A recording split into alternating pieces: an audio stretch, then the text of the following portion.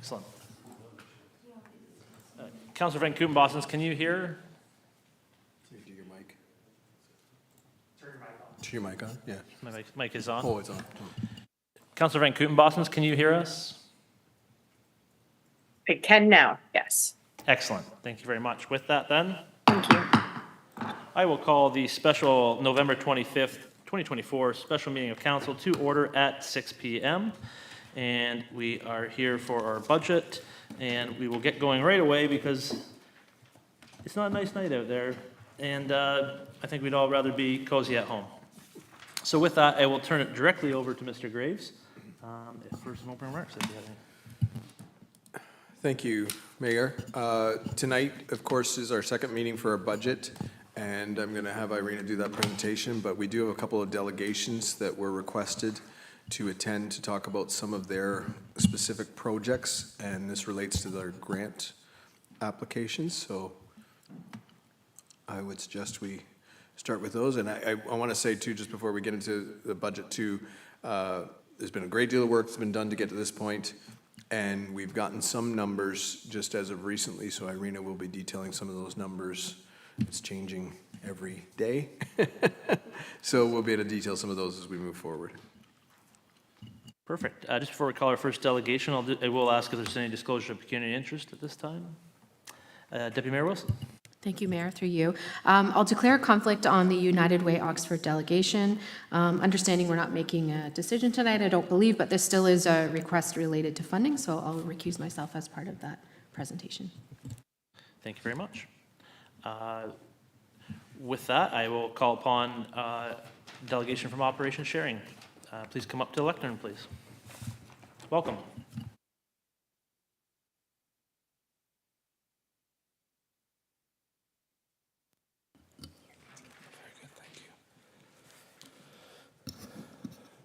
Your Worship and Council, thank you for having me here this evening. My name is Tim Dukes. I'm the Executive Director of Operation Sharing. As a new leader recently in the last 4 months for this organization, I am bringing some big changes in mind to further add to the effectiveness of our vital role as an organization when it comes to homelessness, shelter, intake, navigation, and food security. I am an advocate for change. I've proven this at last council meeting as I'm chasing dreams myself when it comes to homeless response. Oxford County, in my opinion, is not acting fast enough when it comes to our homeless response. When it comes to providing systems, process to promote recovery and better living. I'm sure Ingersoll can agree with this, considering your town doesn't even have a shelter option. Shelters are more than just a place to sleep. Shelters need to be low barrier, accessible, and have an effective intake process that connects individuals to support and safe living and help them guide them towards better life. Shelters are a first step to getting back your independence and helping create readiness. Food security for individuals requiring assistance is lacking all through Oxford. Organizations not working together to create a system and constantly fighting over food rescues and donations. Thanks to the help of such groups like the Stitch Club here in Ingersoll, Operation Sharing's Food for Friends program, Ingersoll does have some food security measures that are in place. The grant today that we have applied for is strictly going to go towards the Food for Friends program in Ingersoll. This year so far, we have funded $48,000 to this program in Ingersoll as of October 31st, 2024. With still 2 months to go.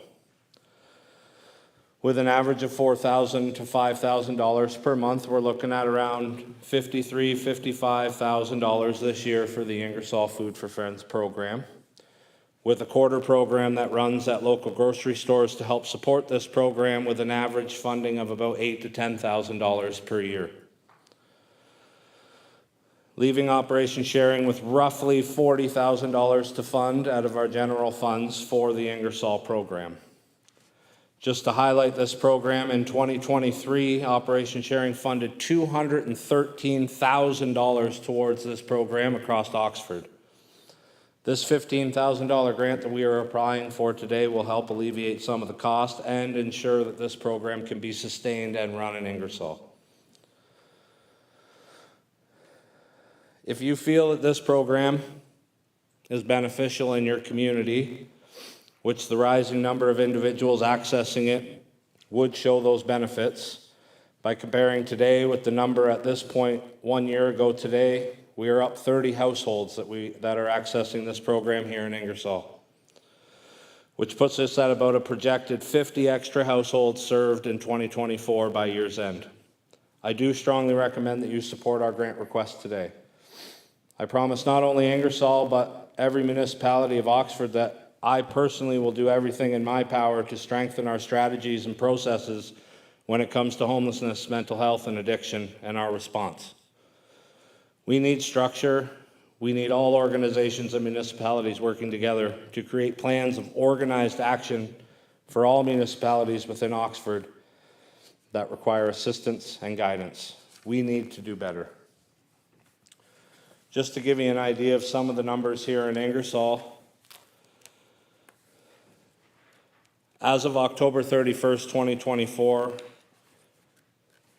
849 adults have accessed the Food for Friends program, 471 children, 203 individuals that are on OW, 271 individuals collecting ODSP, 105 individuals that currently have a working wage, and 70 seniors that are living off their CPP or their OAS. These are the numbers of the people in your community that are accessing our food program and are helping them sustain their lives and to help with some of the food insecurity. Food for Friends program is a gap filler. It's not a one program cures all, but I do feel that it is very vital and important to your city, and I'm happy to provide it. And I hope in return you can help me support you. Thank you. Thank you very much. Yeah, there's no doubt it's an important program within our community, and the town of Ingersoll does have a long history of providing steady funding towards the program to try to help keep that going. I think the question that council had was around just to make sure that those funds did stay in Ingersoll, and I think I heard you articulate that's the plan, and so I think that's a job well done on answering that question, but I will open the floor up to any questions from council regarding the application for the Food for Friends program funding. Deputy Mayor Wilson, please. Thank you, Mayor, through you. Thank you, Tim. We've had a conversation before about kind of navigation and that support. And so I wondered, when someone comes to Food for Friends, do they also have, is there someone available with them that can do a bit of that navigation, or would that be kind of something that would have to be added to the program? That is definitely something that would have to be added to that program. When it comes to navigation, as we've discussed, that my plans for the future are to work with the County of Oxford and Operation Sharing's navigator that's on payroll in hopes to make them more remote for Tillsonburg and Ingersoll to assist the county in, with the numbers, the data, and finding where we need the assistance to be. Thank you very much. Councillor Hallery, please. Yeah, thank you so much, and well done with the review and strategic update. I just wanted to ask, in addition to asking for funding from the municipalities and looking for that support, is there any other grants or sources that of money that you're looking at? I know that municipalities just got a kind of an announcement from the federal government that they'd like to have partner share to apply for some of these fundings. Are you looking at that also, where we could possibly co-sponsor to apply for a specific grant to help you move ahead? Yes, through your worship, great question, and I'm glad you brought it up. The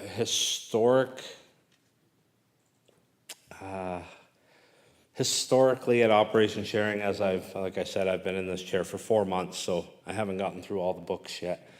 Grants haven't been a big thing of this organization when I look back in history. working side by side with Brian from St. Thomas. He runs the St. Thomas shelter. They've done amazing things there. They've applied for grants and found grants and become very self-efficient. Brian works very closely with myself. I have a full-time grant writer that starts effective December 2nd of this year, coming on board. They were moved to part-time. They mainly were moved to social media. But as of December 2nd, they will be full-time and they will be doing grants. And we've officially got ourselves in the loop with the Trillium stuff, the seeding, all of the growth. There's a lot of avenues with the Trillium grants that St. Thomas has been extremely successful with that I'm hoping Operation Sharing here in Woodstock and Oxford County can be as successful as they're providing us with a lot of assistance.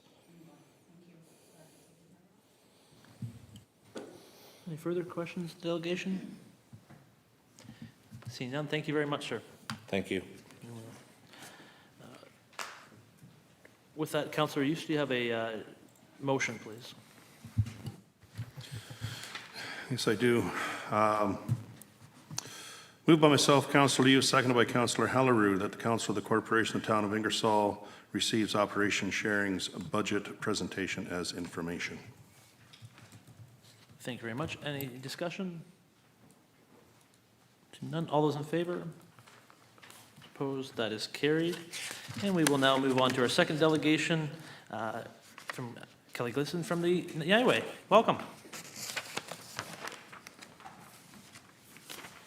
This way. All I have to do is hit the down button. Oh, better. Good evening, Mayor Petrie, members of council and staff. Thank you so much for this opportunity to be here tonight to to share some information, to make an ask, and then make an announcement, all in one fell swoop, as it turns out. That's not going to work. I would like to start with a little bit of a shameless plug about United Way, if I may. And so just for context, United Way Oxford is celebrating our 60th anniversary of serving Oxford County this year. We are 100% local. Our volunteers, our staff, our local people, our fundraising is local, and our investments in community are 100% local, 100% Oxford County. And United Way is the largest non-government funder of human and social services out there. So although we consider ourselves small but mighty, our impact on the community is really quite significant. And it's an honor to be able to support programs and services across our county and also to deliver some programs and services ourselves. Somewhere between 1 in 4 and 1 in 5 Oxford County residents are directly touched by a United Way funded program here in our community. And so we invest in 3 bucket areas, if you will. We want to move people from poverty to possibility, which we're going to speak a little more to this evening. We want to build up children and families. We want kids to be all that they can be. And then we also want to build strong communities with healthy people. And for us, that particular bucket is in particular around mental health and addictions funding. We know that our additional dollars truly make a difference where there are such incredible shortfalls across our community, sadly across every community. And when we look at our funded partners and where our investments are, I wanted to give you a little bit of a list so you can see some of the agencies and the amazing work that they do. I'll give a little shout out to the Fusion Center because, of course, they're one of our favorites. But we know investing in children and youth early, that is a proactive, upstream invention that will ultimately save society all kinds of money down the road. And so while we believe in that proactive investment piece, we also understand that there are issues that are here and now and need investments because we just can't wait. And so that in particular is our poverty to possibility section. And so tonight, I'm going to hone in that particular bucket, and I want to talk about transitional housing very quickly. So if you're not familiar with transitional housing, Transitional housing allows for safe and affordable housing from someone who's actually on the county's by name list, who needs to truly get back on their feet, who needs to have some stability. You can stay in transitional housing for up to 364 days. That does not mean that everyone stays for that length of time. Everyone's needs and experiences and situations are different. But more importantly than the safe roof, which actually is very important, is the fact that there is staff support there. Because it is the wraparound staff supports that truly do make the ultimate difference. And our partner is the Oxford County Community Health Center. They are highly skilled in this area, and the staff can make sure that people in transitional housing are getting the supports that they need. It might be life skills development, might be connections to counseling, it could be connections to medical services, it could be employment services and supports. Everyone is unique. But what I think is important to note is transitional housing is a program. So individuals who are living there and who are participating and gaining the strength and the ability to move forward, it is all with a lens to create a better future, a more stable future for them, and ultimately to benefit our entire community. And we started funding transitional housing with our partner, the Community Health Center, just about the beginning of the pandemic. And in Woodstock, the transitional housing physical space is a private development, a private owner. United Way was funding for the staff resources. We've had incredible success through that program. And when we decided we really needed to replicate it because the need was so great across the county, it suddenly became apparent that the world had shifted so much that private landlords were no longer going to be the reasonable solution to provide affordable housing. I think we all know affordable housing is next to nil. And so because of that, the United Way board stepped back and said, how are we going to do this, and why not us? And after careful consideration, the United Way board actually invested in a house in Tillsonburg. We bought the house. So United Way pays for the house, pays for the utilities, pays for our partner's staff services, and we opened that house in May of last year. So in a year and a half, we have been funding this, the other program for a few years, this one for a year and a half, to incredible success. And what I will tell you about this house is when we first bought it, we certainly went out and spoke to the neighbors and promised them we would be a good neighbor. And we have been a good neighbor. It is a fantastic experience. That house is, I'll tell you, that house is cleaner than my house I could ever dream of being. It has been full virtually every day since we opened. And we are making a difference, and I'll tell you about that in a moment. So this is entirely United Way funded. But because it's working so well, we were able to apply to the county for a RFP at the beginning of the year, and we're going to make an announcement on that in just a moment. But when we look at housing, not only does United Way believe in a housing first model, we also believe in other housing supports. So street outreach, you'll see the mobile health bus there. There's a housing stability program, which helps prevent evictions, because the best way to keep people housed is to prevent them from being evicted or unhoused. Early intervention is important, but preventing it is critical. So we are investing in a lot of areas, and here are some examples of the numbers of folks that have been impacted in the last year. And I think it really is quite staggering when you look at, for instance, 391 people received housing stability supports for over 3,600 interventions. That's significant in a community the size of Oxford County. Specific to Tillsonburg, and why I'm going to focus on Tillsonburg for just a moment, is because what we're doing in Tillsonburg is what we're replicating for Ingersoll. And so in the year and a half, we've had 36 people who've lived at that house. They have gone on. They are all safely housed in an affordable situation, a variety of situations at this time, but all housed. These are, our tenants, our participants are all adults. They're single adults. It's communal living. They've all been able to get back on their feet and move forward to a better future story. I mentioned that we have a great relationship with our neighbors. We have one neighbor who once a month brings dinner over for the entire house. We have neighbors who, as you can understand, were a little concerned in the beginning, who are our biggest champions now because they've seen the pride and the impact on people and how involved they are in their neighborhood. Our residents are helping with snow removal or, raking up leaves, etc. They are truly part of a strong neighborhood now, which again speaks volumes to the kind of service this program is. So this was the house that Local Love built, and we're going to replicate it.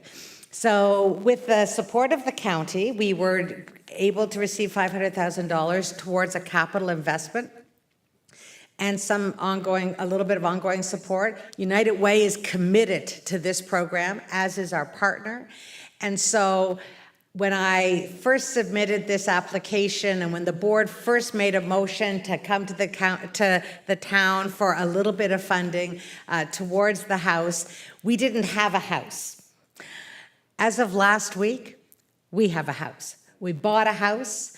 The house will close officially mid-December.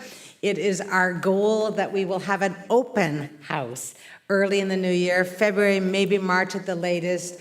And much like I said, the house that Local Love built, we will be using local contractors, local tradespeople, local community members who want to make a difference in people's lives to help us ensure that this house is going to be that fantastic house that Local Love built. It will be a 6-bedroom home. And as I said, United Way Oxford will be funding it above and beyond our investments in the property and the renovations and all of that. We anticipate that we will probably be spending somewhere in the vicinity of $60,000 plus a year just in the operation and utilities, insurance, etc. So not only am I here to announce we have a house, but I would like to also say we have a house partner in the Ingersoll Community Foundation, and they will be holding the mortgage for us. So it is a wonderful way that community, again, can show their local love by coming together. And so through our United Way campaign and then through our Coldest Night of the Year campaign, this is how we will pay for the house. And so I am here to ask for $5,500 from your budget to help offset the operating costs of the property. So it will be towards utilities and internet and repairs and all of the things. As you know, we will furnish the house. There's a lot of costs coming up to ensure that it is the kind of place that people can actually be safe and comfortable and move forward and really thrive. That's what we want. I know that's what you want. It is what our community wants. And we believe as partners we can do this together. So this will be the Ingersoll Lighthouse. And as I said, we're expecting to open early in the new year, and we can't open soon enough. We know that housing is such a critical piece. And so another shameless plug, I will also throw out, for those of you who may not be familiar with Coldest Night of the Year, we had our first walk here in Ingersoll last year. We raised $44,000, over 44. We had so much fun. We had a staff person here and lots of volunteers at the Fusion Center. Was our starting and stopping place. I was doing the same thing in Tillsonburg the same night. There are over 200 walks across the country. It's all to highlight the importance of stable housing and basic needs, and for a community to come together to show that we can make a difference in people's lives. And so above and beyond the ask specifically from your budget, I will also throw out that we would appreciate, as would our title sponsor, of course, GM, any support you can give us. If you want to sponsor a team, you want to put in a team, you want to be there with pom-poms and encourage your citizens who are walking with us. It really is a community event with a direct line of sight to make a difference.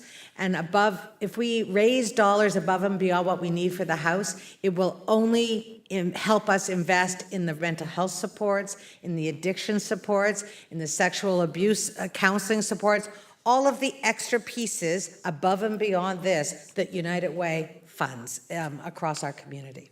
So that is my announcement and my report and my update, and I'm happy to answer any questions. Well, thank you very much. That's exciting. It sure is. Very exciting. Yeah, so you did a very good job, so I don't know if there'll be any clarification questions, but there may be some other items. Councillor Hallerow, please. I'm excited. Thank you. I have questions. Wonderful news.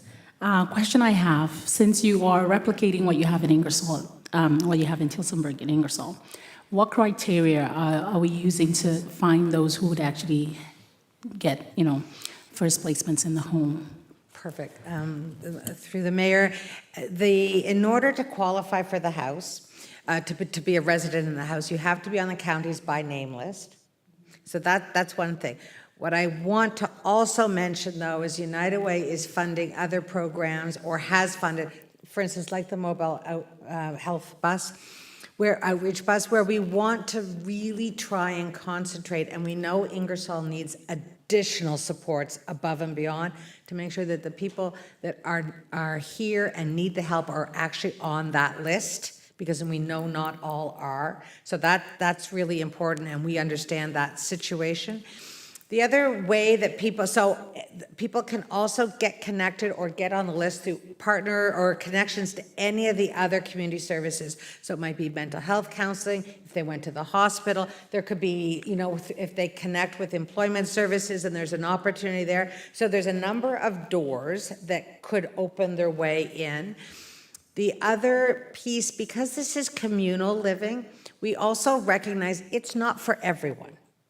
And so, although you have your private space in your room and it is your space, it's communal living, and you're sharing your kitchen and your living areas, etc. And so the community health center who do the programming here do a series of interviews to make sure that people who are coming into the home know what they're coming into, that they themselves feel that they are ready, they're in a good place for that, and that they're willing to participate in the programming. Because it's not just a roof, it is a program, and you have to be willing to engage and really become part of the work to build your capacity. And so there's a number of ways but ultimately the by name list is going to be a key piece to it. Follow up to that. So the by name list has county list, but would it be prioritizing those that already live in Ingersoll? That is certainly our goal. Our promise that we made when we started this in Tillsonburg was we would like to be a house for the Tillsonburg residents. I will replicate that here. We want to be able to support Ingersoll residents, but we also recognize that for a variety of reasons, people do either choose to move or need to move for different reasons, and we can't hold a space. We can't have empty spaces waiting, but our goal is certainly to try and prioritize as many Ingersoll residents as we can to support that house. Excellent. Any further questions? Seeing none, thank you very much. Thank you all very much. And Councillor Hallerow, you have a motion, please. Yes, thank you. Moved by myself. Let's see. Moved by myself, Councillor Hallerow, seconded by Councillor Van Kooten-Bosens, that the Council of the Corporation of the Town of Ingersoll receive United Way budget presentation as information. Thank you very much. Do we still have Councillor Van Kooten-Bosens online? Oh, she's not here. Is there someone that would move to second? Councillor Hughes will second. Thank you. Excellent. Discussion on that? None? All those in favor? Opposed? That is carried.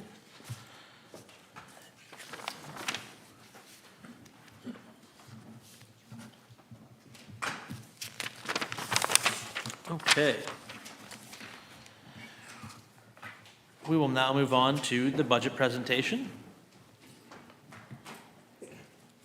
And I'm assuming we're just going to turn it right over. Yes, to that's the right. treasurer. I would just like to turn this over to Irina, who's done a great deal of work to put this together, and we'll give her a moment to set up.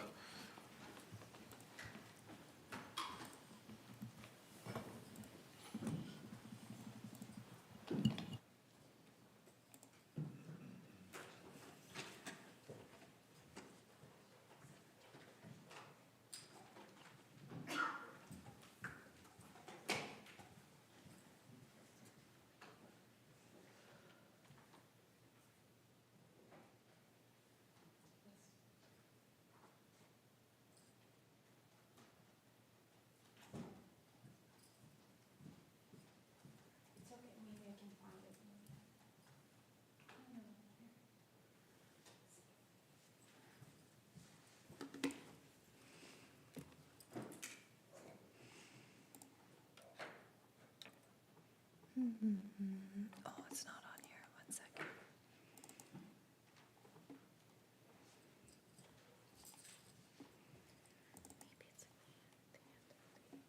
No, I don't think so. Meantime, while that's being set up, we had some great festivities okay. Do you think I during this can last download week. it The from tree got lit. Sam Horton, our Citizen of the Year, was able to have his grandkids help him throw the switch. Okay. And it went off without a hitch, thanks to our Parks Department and all the work that they've did.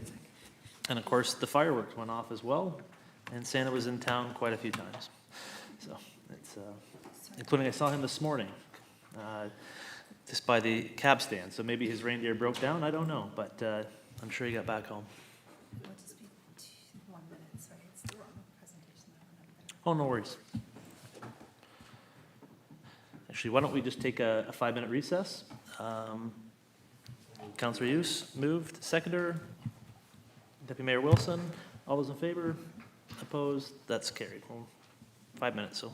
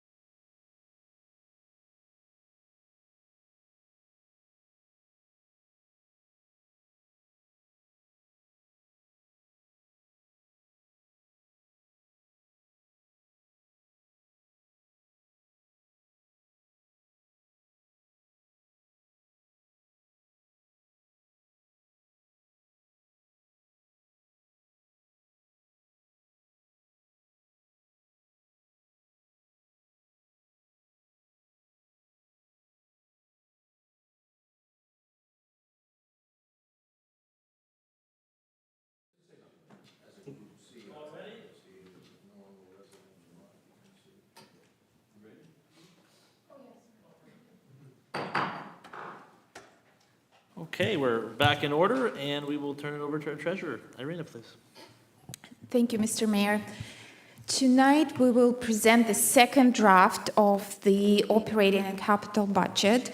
Before I proceed with the presentation, I would like to mention that we received some new information today, so that hasn't been incorporated into the budget document that was distributed in the agenda last week. So we received a couple quotes for our insurance, and it's a very favorable news.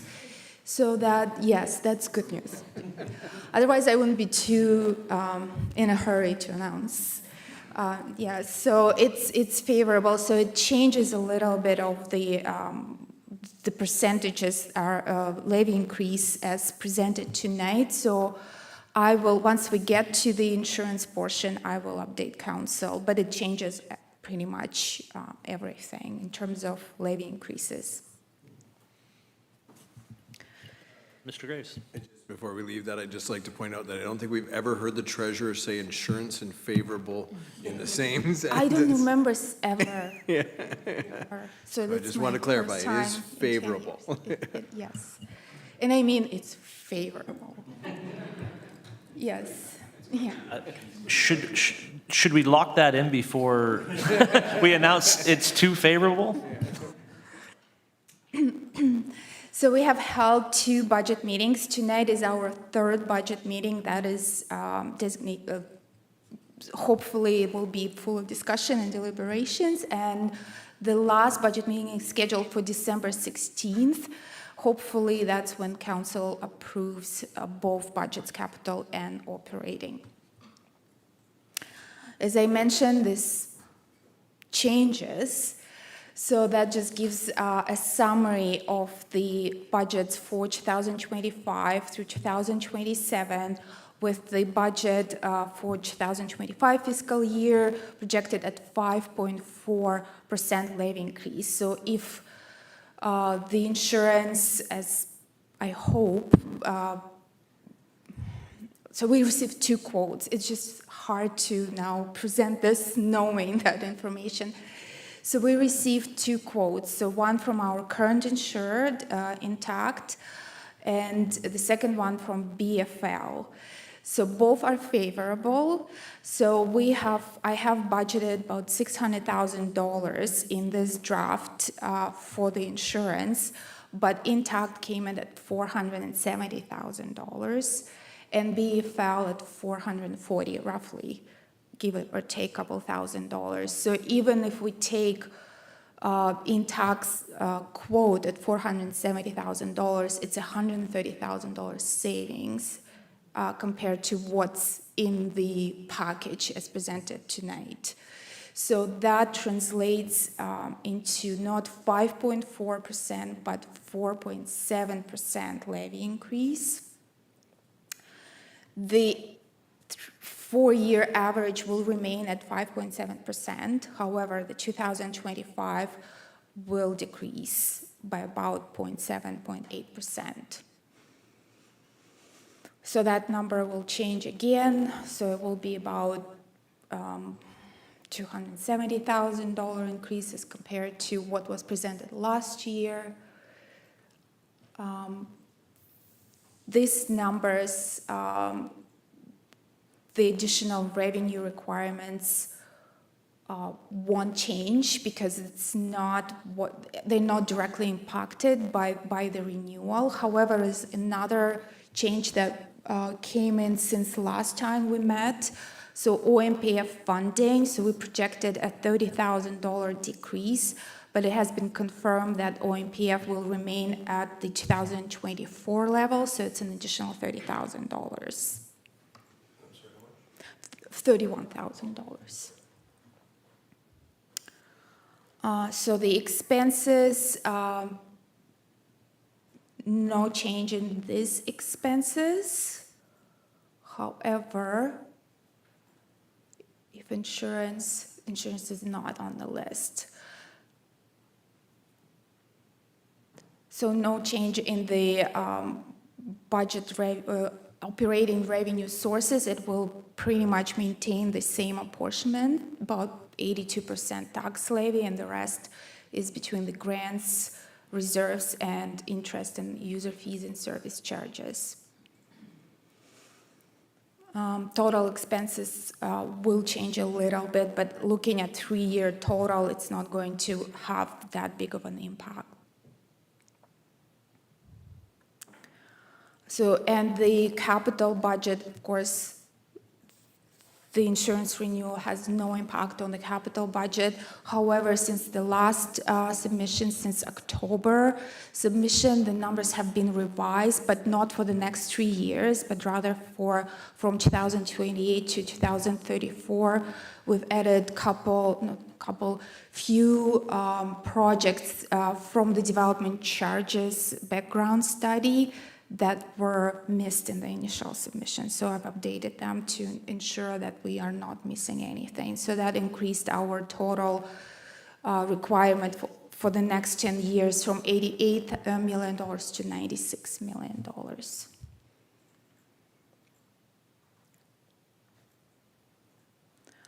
And the 3-year capital budget hasn't changed. It's still at almost $60 million is required, with the community services at $47 million due to the Merck construction.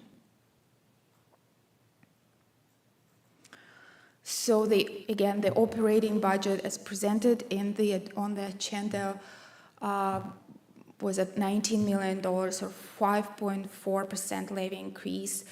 If we select intact quote, so we're just taking intact quote as a worst case scenario, because what happens, we just received the quotes today, so our insurance broker goes over the quotes, making sure they are comparable. So we have to be a little bit careful. So I'm taking the worst case scenario in this case, $470,000.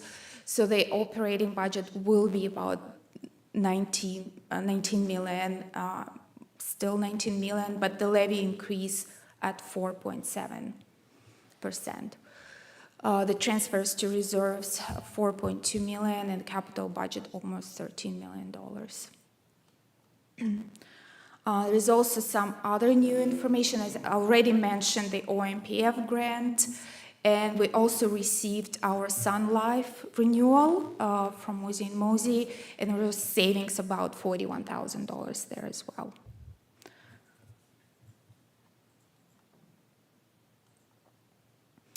So regarding the assessment growth, in October 28th, we estimated the assessment growth at 2.5%.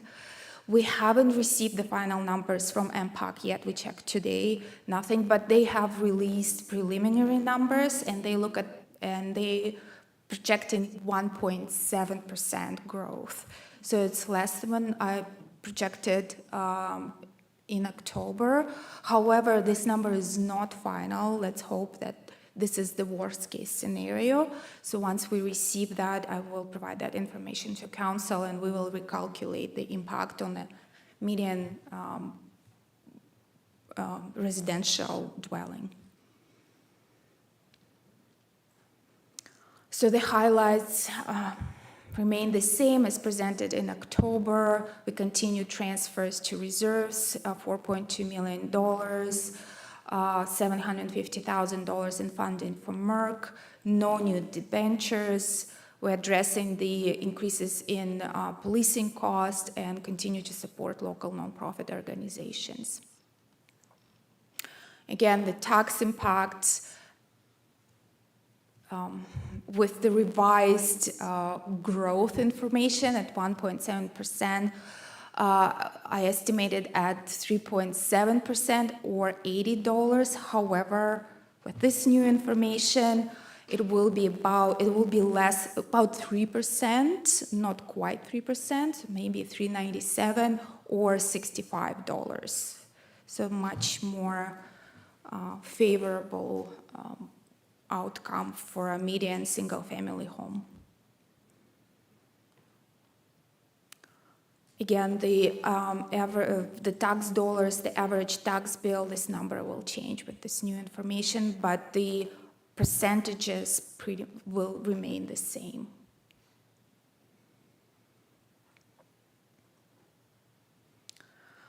So the budgeted variances, we went over this information again at the last meeting. I don't want to bore council with this information because it hasn't changed much, with exception of the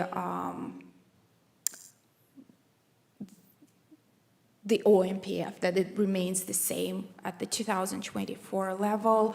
So we'll see some decreases in revenue in the community services, but they're looking at revising the programming that's offered at our recreational facilities. And also we are updating our fees and charges bylaw, so hopefully we'll overcome some of these challenges through these initiatives.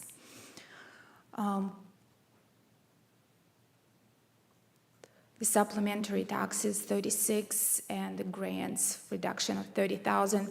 Again, it's all related to the policing services, to the community safety and policing grant. Expenses, the salaries and benefits budget has been revised. Now it's estimating $788,000 increase compared to last year's budget, compared to 2024 budget. So the new grid implementation, due to the market review, the cost of living increases, everyone we're recommending will receive a 3% increase that aligns with our collective agreements. Step increases for full-time staff. So now with the new grid implementation, more staff is eligible for step increases. Minimum wage increases, and of course health insurance, even though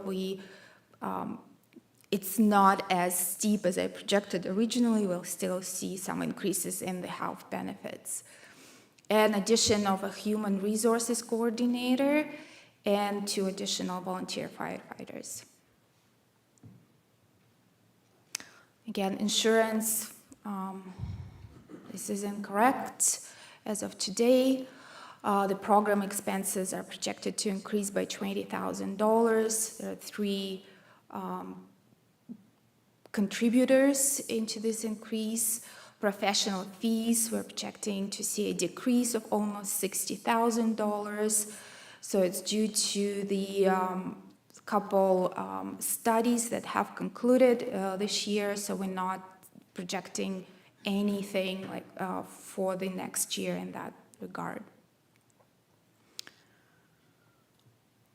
Contracted services, we are projecting a decrease of $84,000. Again, it's due to the development charges study which is done. Now we can do it every 10 years, but hopefully we can maintain a 5-year cycle going forward just because of change in economic environment. The museum master plan has concluded, well, it's in the process, but will be concluded this year. And same for the downtown study, it will be concluded this year. If not, then we will reserve the money and fund this project next year. Property tax refunds, a decrease of $145,000. Again, we can estimate this based on the recent appeals, how they've concluded, so we are comfortable with this decrease. And the big one is OPP contract. Fortunately, I didn't receive any good news about the OPP contract. No, nothing, no good news in that regard. So it's a $427,000 increase. This is significant. We haven't seen this increases of this magnitude in the last 10 years, I would say. And $170,000 is related to the 2023 reconciliation. So we've incorporated increases for 2026 and 2027 in this multi-year budget. Hopefully, hopefully it's sufficient and we're not going to find ourselves in the same position next year, but I believe it will be. Yeah, if I could just speak to that as well. Ingersoll was lucky. Our neighbors to the south, Tilsonburg, are looking at $800,000 increase. Our calls for service rolling average went down 10%, which helped save that number. But I think we're kind of at the floor of that. And if we look at next year, again, the 2026 reconciliation for 2024, 2024 looked like a off year for very low budgeting and estimation. So it's one of those ones where it's, because that contract was not known when they did their wage increase, it was not known that they were stuck to a 1% increase, and they had the Supreme Court decision. So now that's retroactive, and so that'll be facing us for a couple years to come as we have those increases put on there. So the good news is, though, if you look back historically, before they went to the new funding model, we're basically on par with what we were paying then. So we are actually, with inflation, probably paying less than. So it's not good for this year, but it's still better off scenario than a lot of others. And so I think that just goes to Ingersoll being a safe space, and hopefully we can keep it that way and keep the calls for service at a reasonable level, and that'll help keep our cost at a reasonable level as well.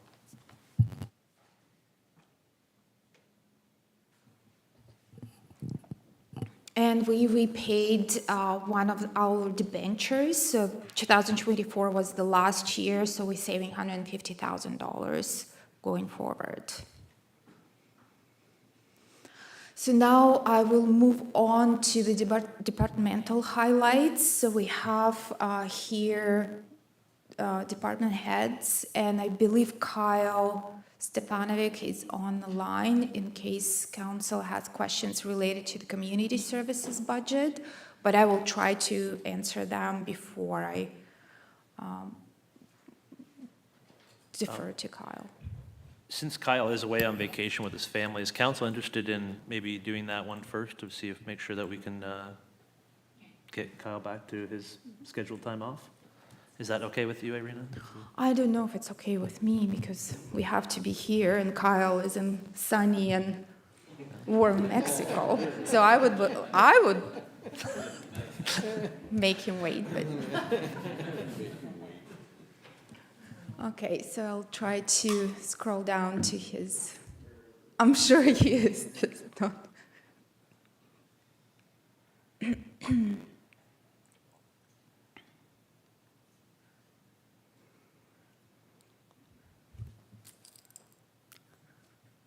Hi, Kyle.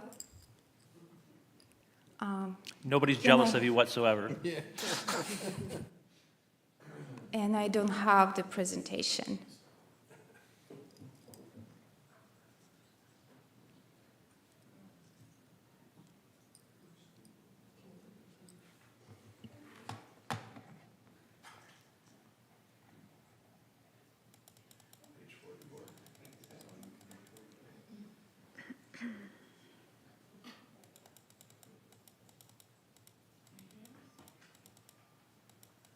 Are we? Yes, please. I believe it's on page 44, it starts. Park Arena and Senior Center.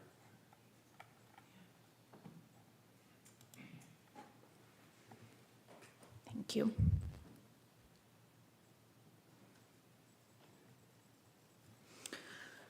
So the Parks Arena and Senior Center, the increase projected $344,000 or 14%. There are a number of factors, contributing factors. The first one would be a reduced membership revenue that is being allocated to the arena.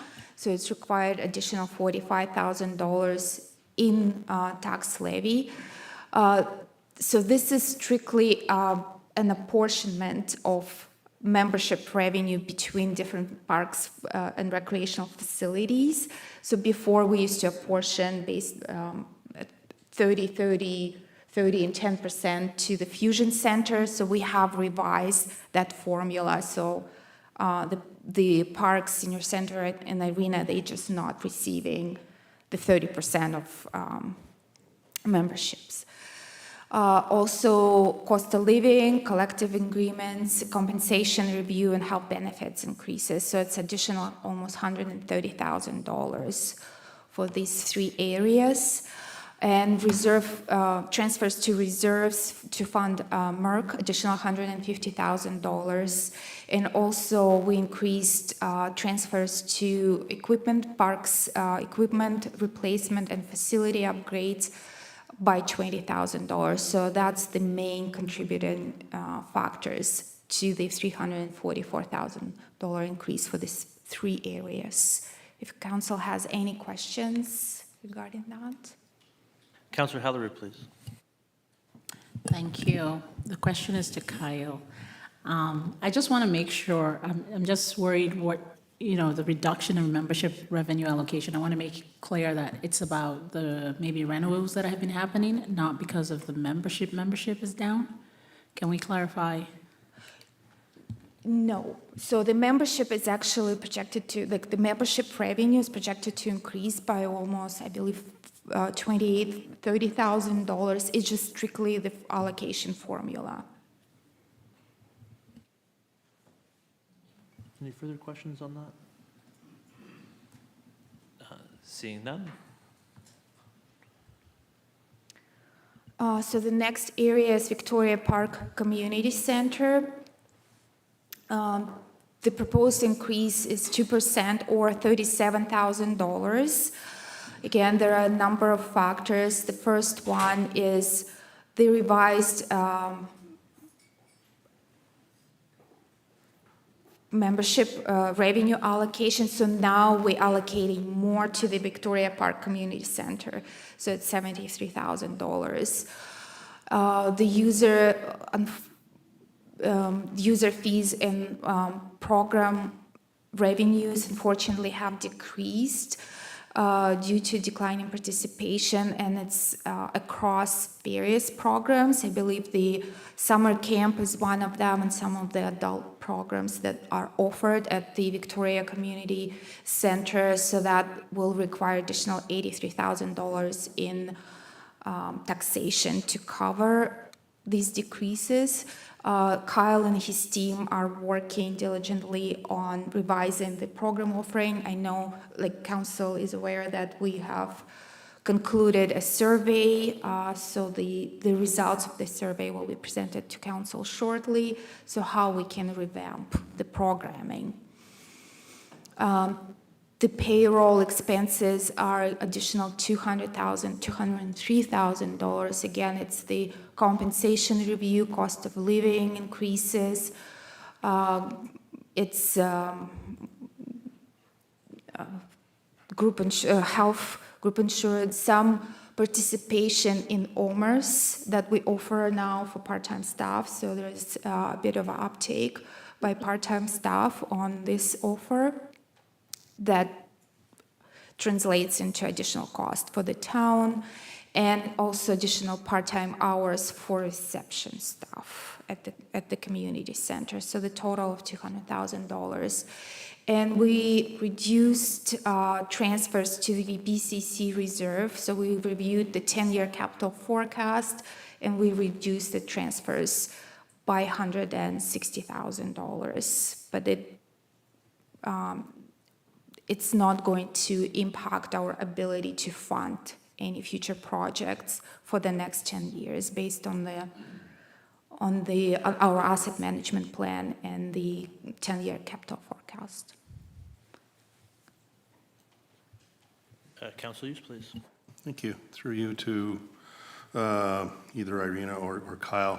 So the reduced transfers to the VBC reserved basically is because we've put enough money, or we've updated a lot of the equipment in the facility now that's going to be good for the next 10 years. Yes, we have completed two major upgrades. The roof was done, and this year we are completing the dehumidifier, over $1 million investment.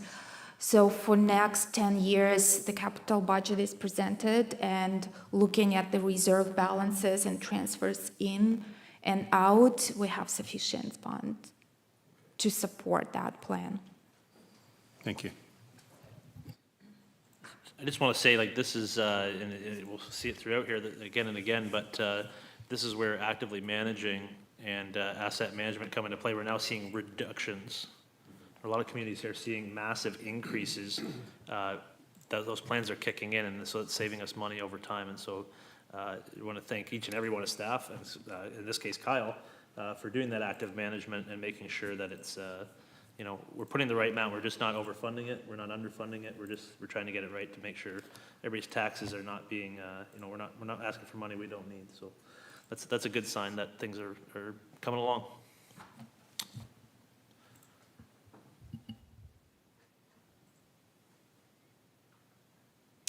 So the next area is the Fusion Youth Center.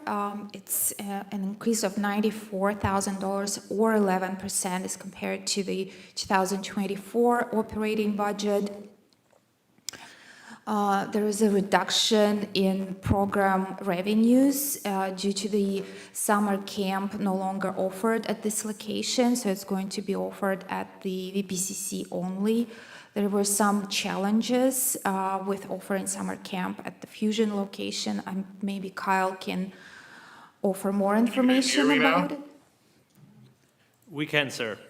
Oh, perfect, because you couldn't hear me before. So yeah, a lot of this comes down to our enrollment in terms of summer camp is significantly down from years past. And then it was the Fusion group. There were lots of complications with splitting staff and bringing staff together a lot of the time. So, but the main driver is that we lost a lot of, typically we would get 40 to 50 kids a summer. Now we're about half of that.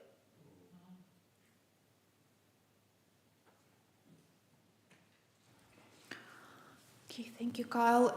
Additional. Councillor, you have a question? Yes, actually, it's further to Kyle's comment. What do you have a reasoning why the attendance decreased so much? Was it just kind of COVID lag, or other people have found other things to do? I'm not exactly sure. There's lots of other camp opportunities in our community, so people may be accessing those camps as opposed to our camp, but there's been a significant reduction in terms of registration in our camp for whatever reason. Okay.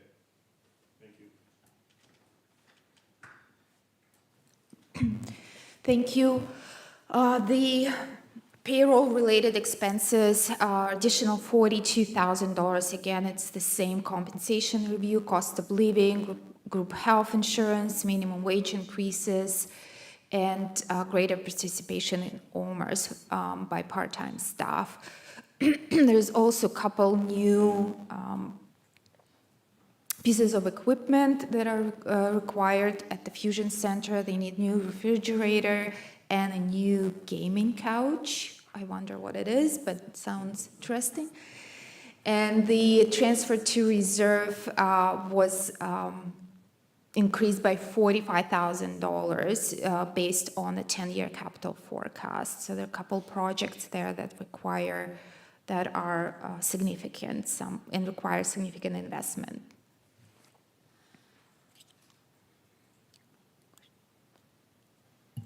Any further questions on this one before we move on? Nope. I don't see it. Please continue. Okay. We also have a capital piece for the community services, so I don't know if you would like us to go to the capital as well and just let Cal leave.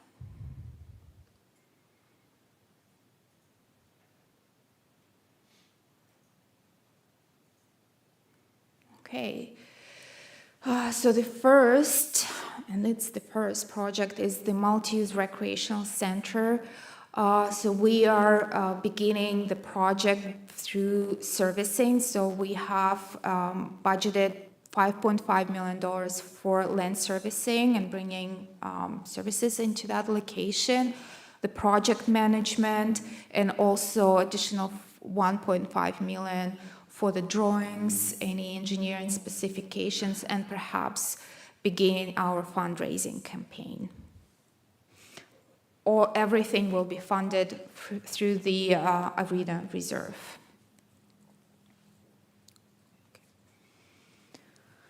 Counselor Hughes, please.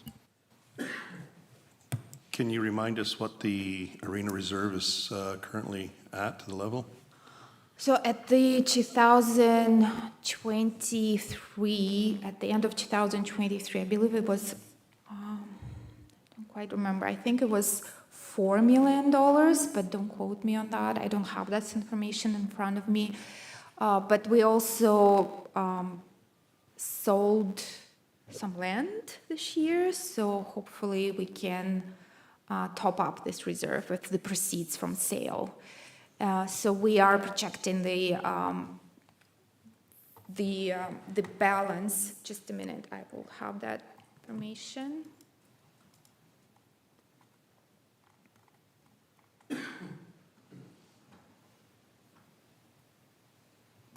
So about $8 million available for 2025 from this reserve. Perfect, thank you. I'm glad to see that we have that listed in, and we are proceeding as we initially discussed earlier this year in regards to getting the legwork and all of the land ready to go to have this start in 2026. It's exciting to see, and I think it's going to be a great opportunity for the town, for sure. Thank you. Again, Thank you. I'll just point to the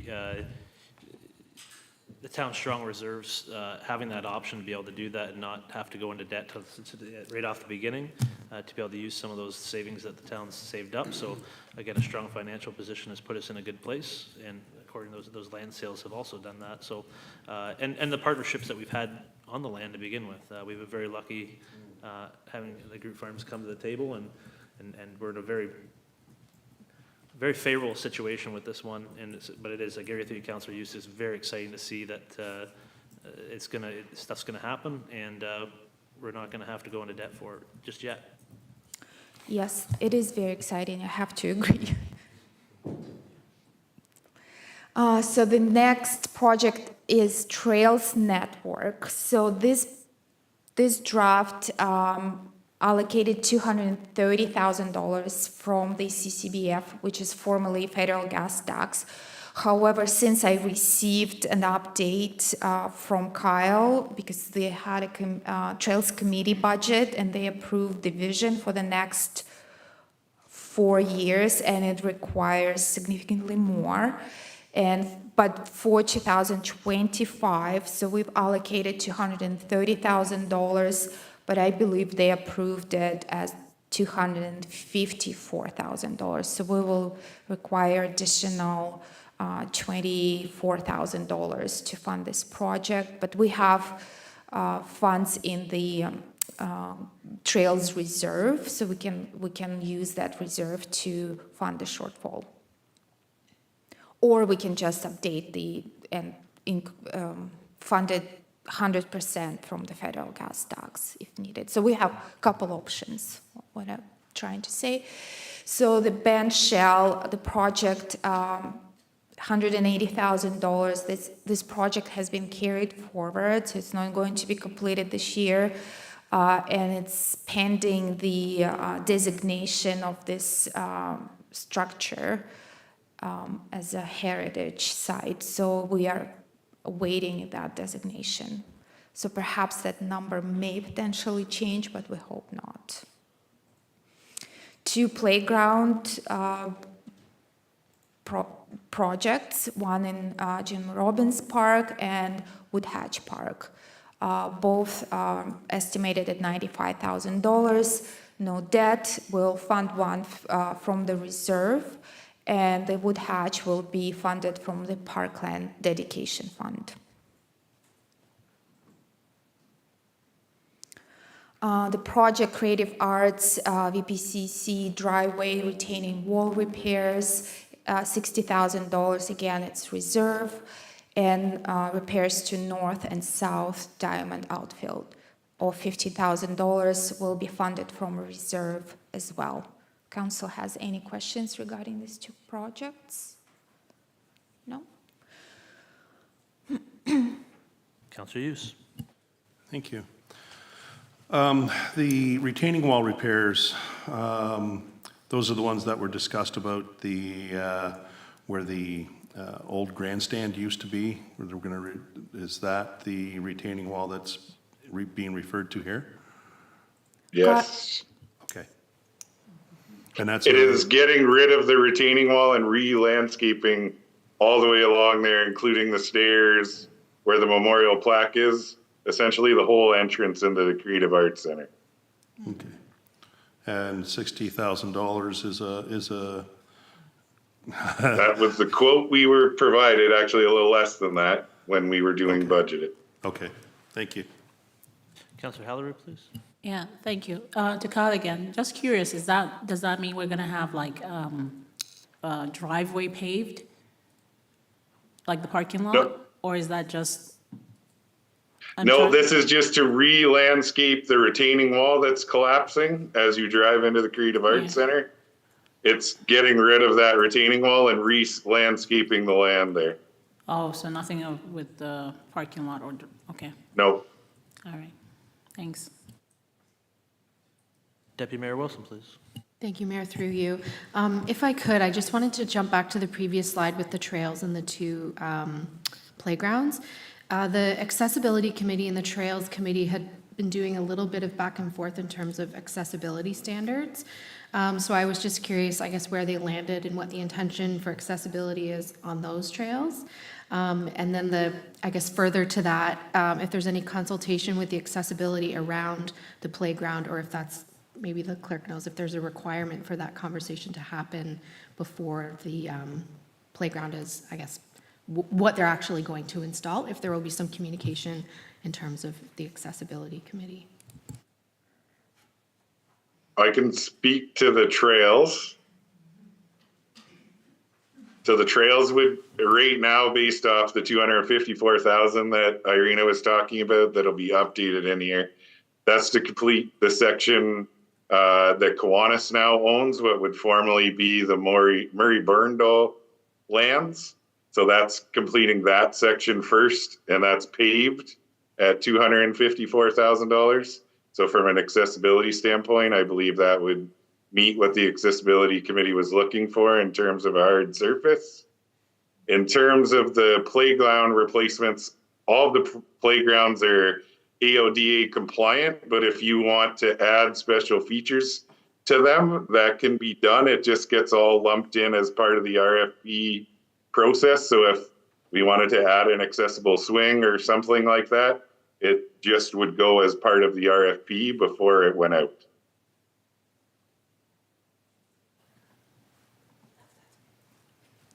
Excellent. Any further questions? Please continue. And the Parks Department is budgeting to replace one of its riding mowers at $50,000. The next is VPCC. I believe it's three projects: sidewalk upgrade to concrete, splash pad upgrades. So that's the project that has been identified in our development charges study. So we're using some funds from development charges reserve fund to fund this project, and the remainder will come from reserves, and replace corroded disconnect switches. I would let Kyle to explain. So essentially the corroded disconnect switches are as a result of the high humidity in the facility over the years with the dehumidifier not working properly. A lot of the electrical components have got a lot of moisture on them over the years. So it's replacing all of those to not be in the condition that they're in now. Now that we'll have the new dehumidifier. Councillor Van Koop-Bosens. Through you to Kyle. Kyle, the splash pad upgrades, can you kind of elaborate where that might be going? I can't Sorry. 100% hear, but I think I heard splash pad.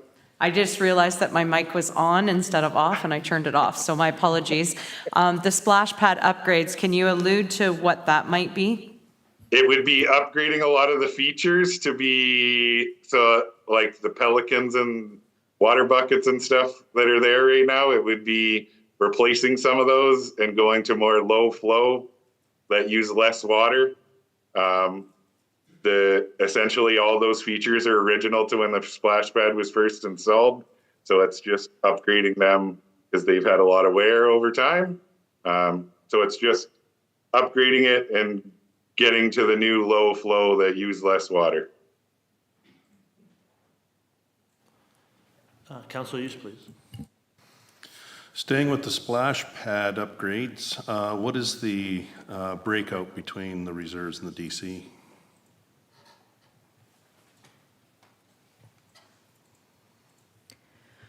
Development charges $20,000 and $190,000 from reserves. Okay. Any further questions? Seeing none, please continue.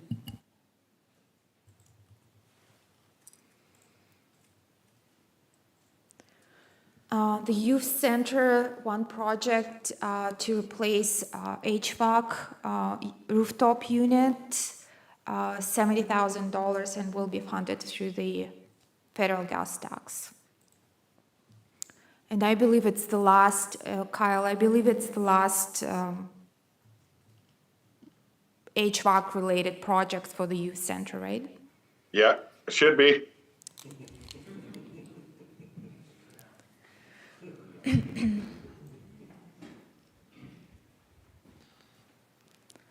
And two projects for the senior center.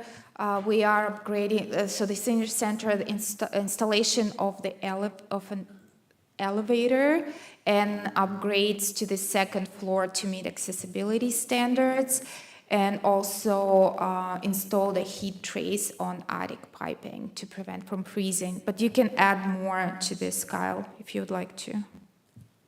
Yeah, so essentially the senior center is putting in a lift. They got a grant to be able to put in a lift, but when you put in the lift, none of the door widths or bathroom stalls or any of that type of stuff would meet accessibility standards. So in addition to getting the lift, you have to make the upgrades to the second floor to be able to comply with accessibility standards and how the wheelchairs, et cetera, are going to be able to get up there. And then the heat trace, as Irina said, that's to prevent future flooding there, because it's not very well insulated in the attic, and that's where we've had issues in the past. So to prevent a future flood, that was what was recommended. Thank you very much. Questions?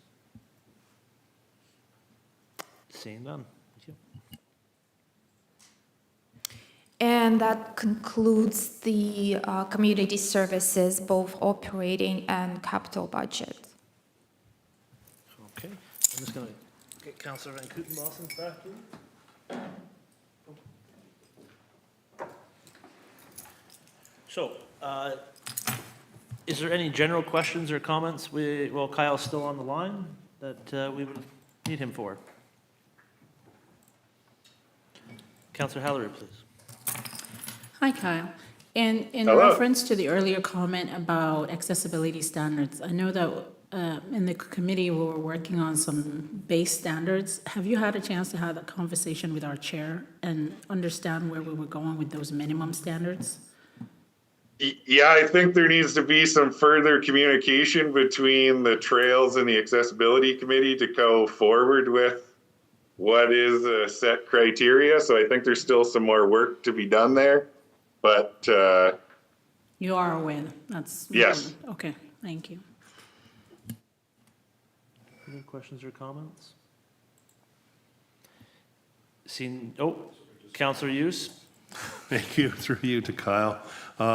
So after hearing that reply, is the requested amount for next year, the $254,000, could that be seen as going up at all? it shouldn't, because based off preliminary discussions, the accessibility committee was looking for ideally paved trails, and that 254 is paved, so it would meet the standard that they're looking for. Okay, thank you. Excellent. As a general reminder, we can always, if there's more questions, we can always email staff, and they'd be happy to answer. They certainly did for myself, and I thank them very much.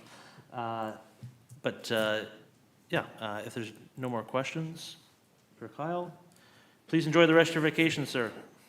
Thank you. Have a good night. And if you'd like to go back to the beginning. Yes, we will go back to the beginning. Council.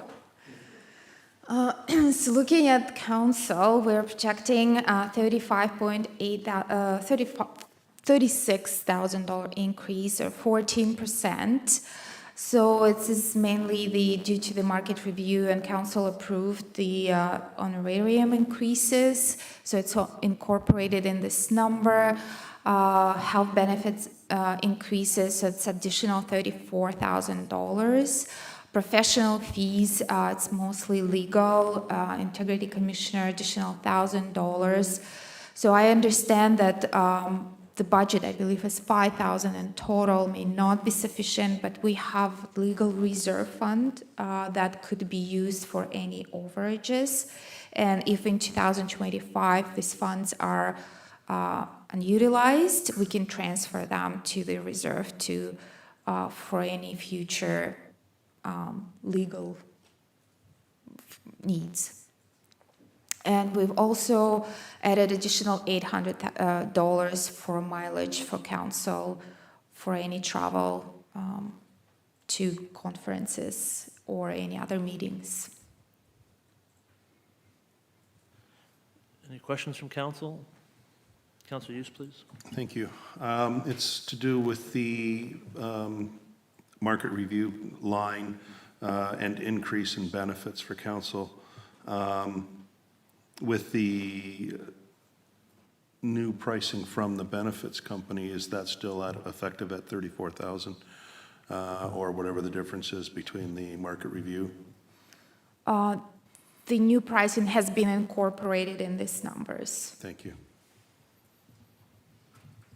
Further questions?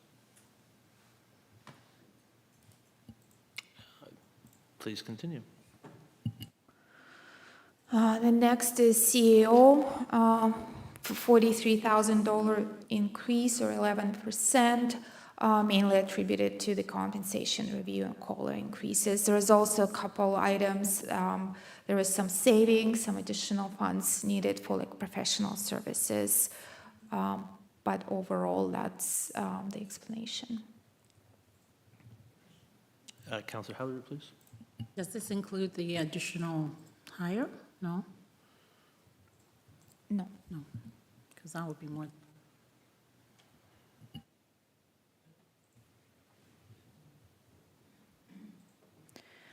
Clerk's department, additional $30,000 increase or 5%. There was some savings attributed to the increase in revenues for marriage licenses. We are projecting to receive $36,000 more in revenues. There are some expenses associated is to actually buying the marriage licenses, right? So that's $11,000. So the net impact about $25,000. The compensation review and COLA is 51. Plus the clerk's department is proposing to implement a co-op program that would allow them to attract new talent and do some of the work that has been put aside and postponed for just due to the limitation, like staff limitations. So we hope to see this program launch in the summer and allocated about $28,000. And reduced funding so we have budgeted in 2024 $25,000 to complete parkland dedication study and bylaw.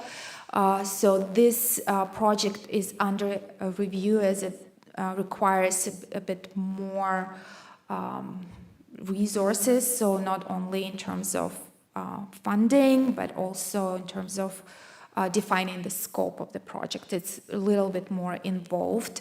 So this money will be transferred to the reserve to fund this study in the future. But for 2025, it's a reduction of $25,000. However, we added $14,000 for a new record management solution because there's some changes that will be implemented by the county. And currently, we're using Laserfish program for our records management. Unfortunately, county has discontinued or will be discontinuing this software, using this software. And they are, for us as a parent, in terms of licensing, or maybe Danielle can explain. She has more information and is more involved in this. Sorry, put you on the spot. No, that's okay. So our Laserfish license is under the county, so we still pay an annual fee, but it's kind of like a group pricing that we've achieved through the county. However, the county has given us notice that Laserfish is moving to the cloud, and with that a subscription-based model, and they received a quote that I think was out of scope with what they would like to budget moving forward, and so they've advised us that they are looking at different options, and so we in turn are now looking at options for ourselves as well.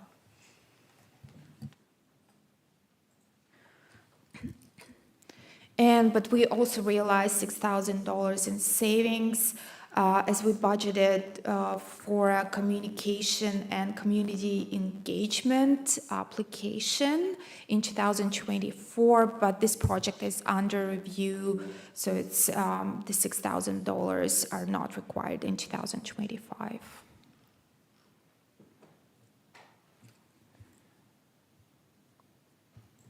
Okay. Continue, please. Human resources, additional $38,000 in taxation.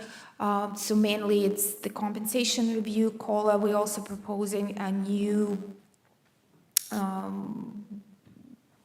position, human resources coordinator, to support the town's DEI committee and also HR department. So it's additional $30,000. How this works, it's not, this person is not going to make only $30,000.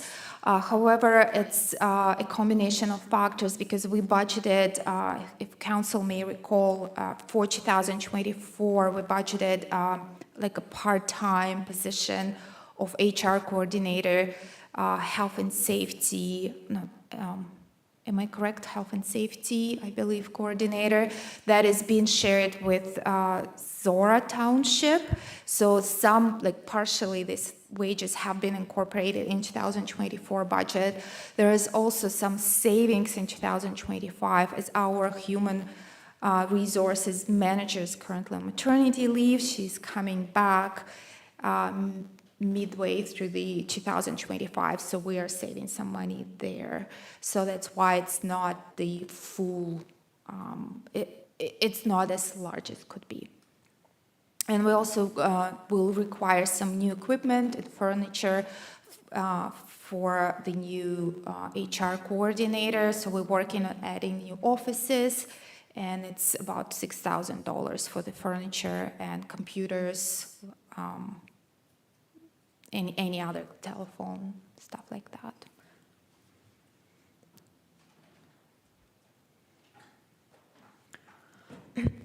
So the paratransit, even the percentage looks high, 35%, it's only $1,800, and it's all associated with the wages, because we allocate partially some of the clerks'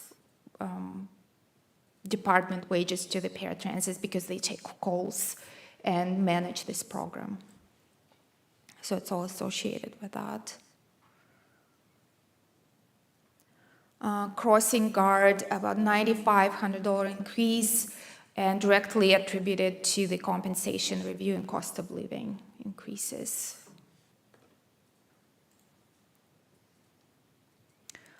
So the information technology, $31,000 increase. The compensation in COLA only accounts for $5,000. There were some changes, within the department. So the new guy he started at step 1, so we have realized some savings in that regard. So we also are not, so we do the external perimeter testing every other year. So we did one this year, so it's not required in 2025. We'll do another one in 2026, and 27 is not going to be the year we do this testing. So it's savings of about $7,500. Then however, we received some increases for our annual contracts for a number of software. So we have the VPCC and Arena booking software, Univeris. So it's they increasing their annual fee by $9,000. The antivirus software will go up $4,000. Our backup solutions will increase $10,000, and some other cybersecurity improvements account for a $5,000 increase. So the total is $27,000 increase for the maintenance and contracts for the software.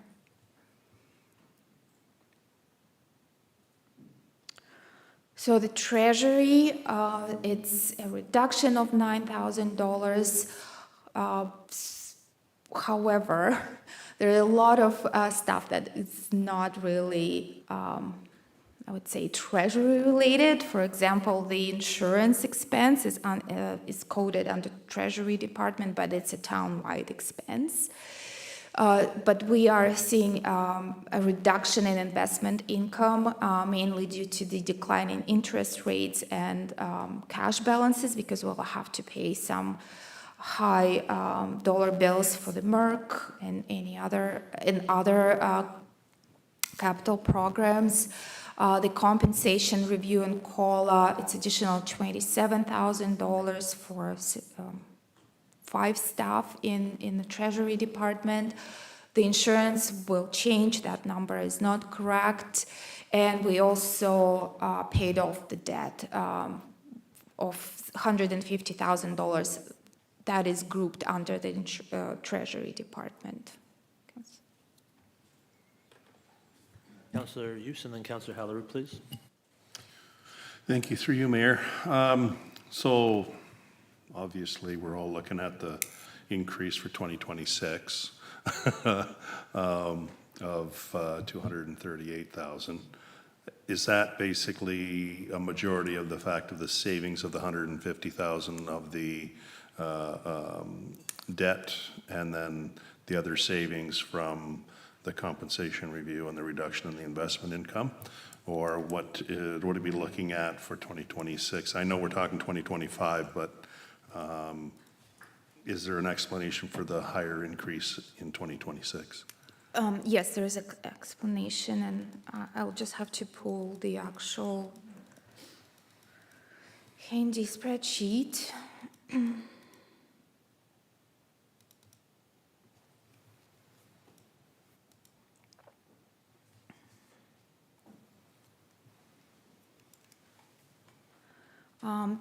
That was actually the insurance as well, was part of this big number, about 90,000 and 120,000 in 2027. So that would explain partially of that.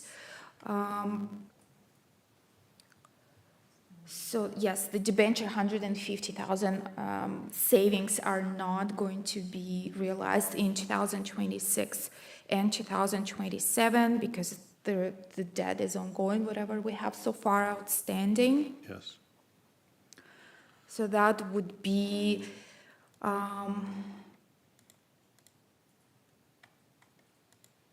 Yes, that would be the majority. And there's some increases in the cemetery board, which we will have to revisit once Okay. it's transitioned under the town umbrella. I was just wondering whether there'd be any way that we'd be able to mitigate that increase, that a substantial increase next year, this year, to so that it isn't such a hit. Well, that number will change a little bit in light of the insurance renewal. And there's also OMPF is grouped under the Treasury Department. And so the communication was they maintain 2024 for 2025, but they're not committing into this level of funding in 2026 and 2027. So I have included the reduction of 20%. Every year, so it's another 30,000 Okay. in addition. All right. Thank you. Councillor Hallery, please.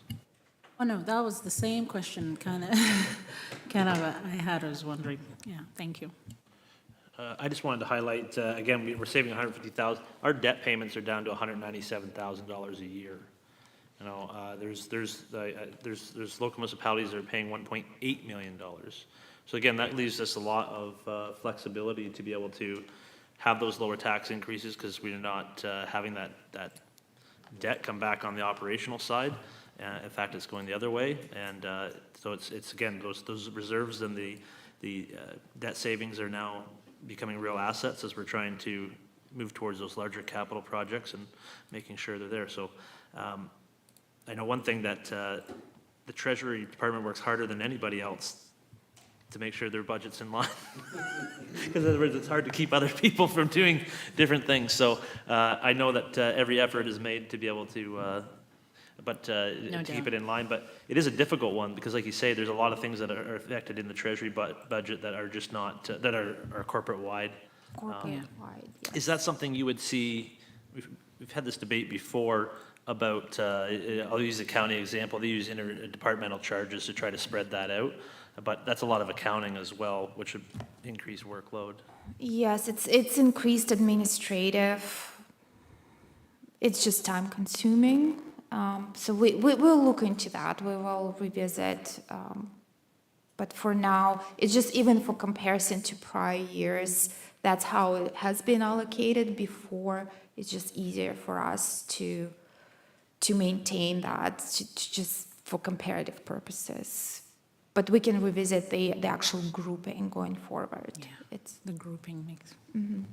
I think the most important part is that make sure the council understands and the public understands that that's where that comes from. And so it's a budget that does change quite often because of those different varying items that yes. affect the whole organization. But we're also realizing the interest revenue, so it's grouped under this department, which is not really department specific. It's for the corporation as a whole. So all these big ticket items are challenging. Where do you slot them? So. Councillor Heller, please. Yeah, I think it's important just to ask the question so the public is aware. Like, it helps when you explain it, so people don't go thinking 110 things and not be sure. So it's helpful that we understand that that's why it's grouped there, and that's why it's that way, because I think the public we're asking these questions on behalf of the public so that they have those answers, and hopefully it helps you make sure that you're able to get those answers out, and I think that's what's important here. Okay. Excellent. Please continue. So the next is tax levy. So the first line, the tax levy, that number has changed. However, supplementary taxation and tax adjustments remain the same. So we are projecting growth of $36,000 from the supplementary taxation, and also a reduction of $145,000 for tax refunds and adjustments.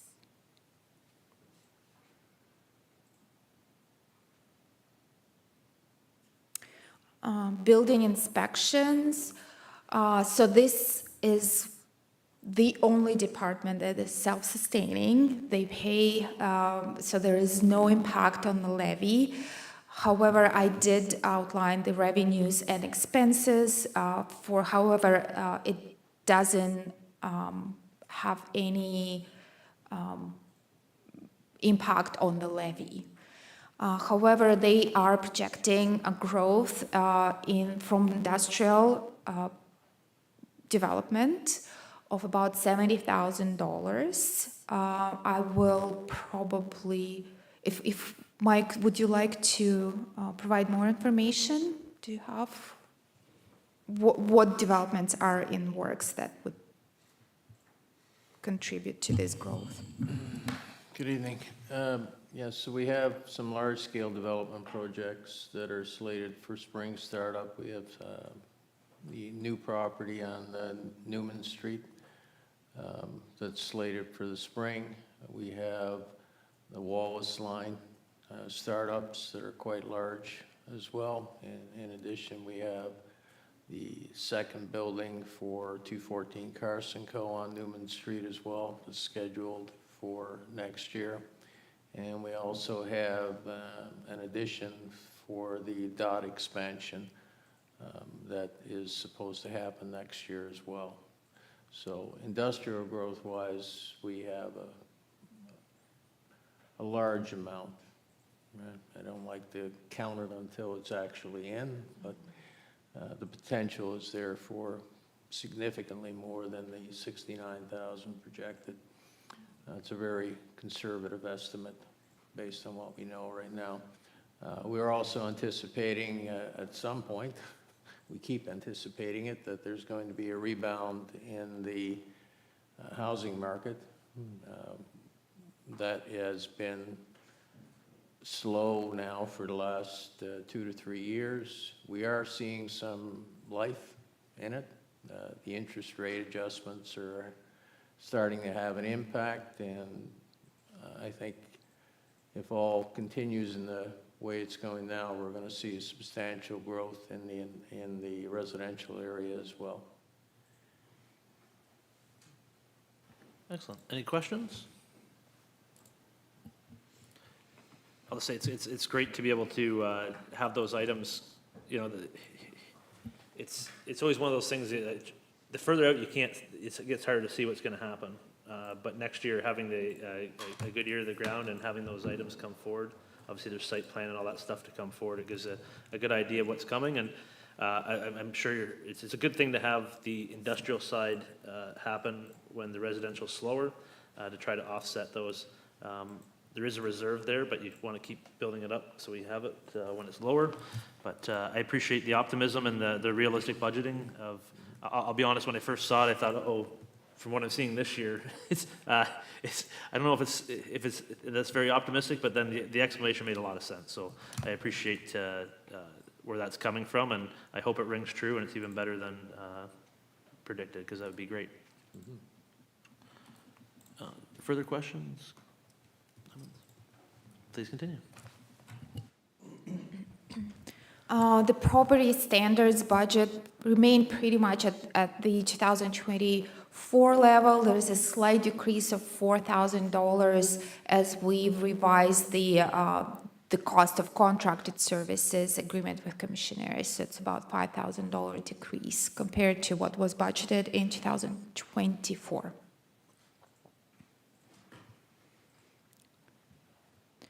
The town hall, again, a very, very modest increase of $3,000 or 2%. There's some savings that we are hoping to see because if you notice, we installed new lighting throughout the facility, new LED lights. So we're hoping that we'll see savings, electricity savings. And also, we budgeted $5,000 in the 2024 budget for the tree removal around the town hall, the old trees. So that is a project that has been completed and not required for 2025. However, there are also some things that will need to be fixed on the roof and the heating system, so additional $10,000 have been allocated for that, and the county is paying half of the bill. So it's $5,000 on the levy, roughly.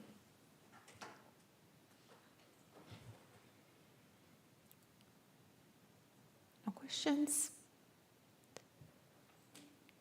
And, okay.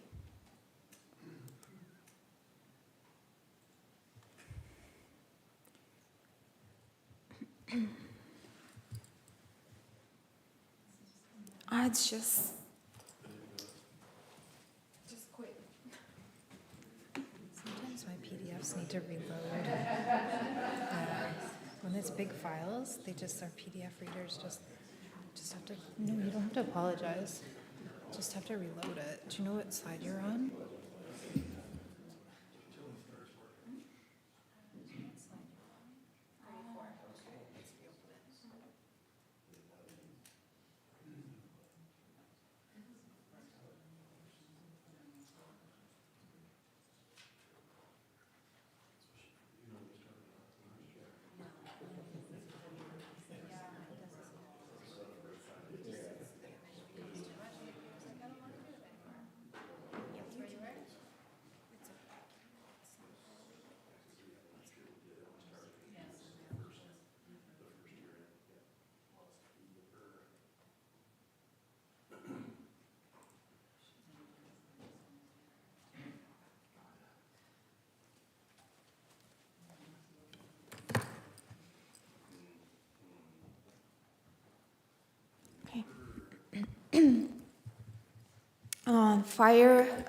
Fire services, an increase of $65,000 or 5%. So that's the compensation review, additional 2 volunteer firefighters. So the increase in the payroll budget is projected at $61,000. And also the building maintenance budget has been revised down by $4,000. So the fire chief is here if council has any questions they would like to ask. Council Use, please. Thank you. Through you to the fire chief, John Holmes. Now, I noticed in one document here, and I can't find it right now, but with the two new volunteer firefighters you want to bring on, there was an allocation of, I believe it was $8,000 for computer and telephone equipment.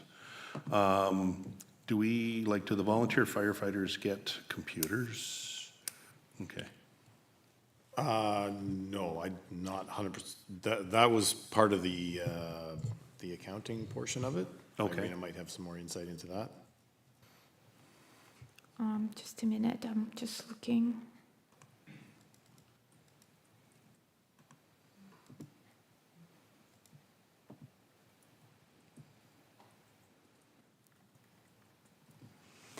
There is, maybe you are thinking about clerk's department? No, there was, and mine died off here too, so.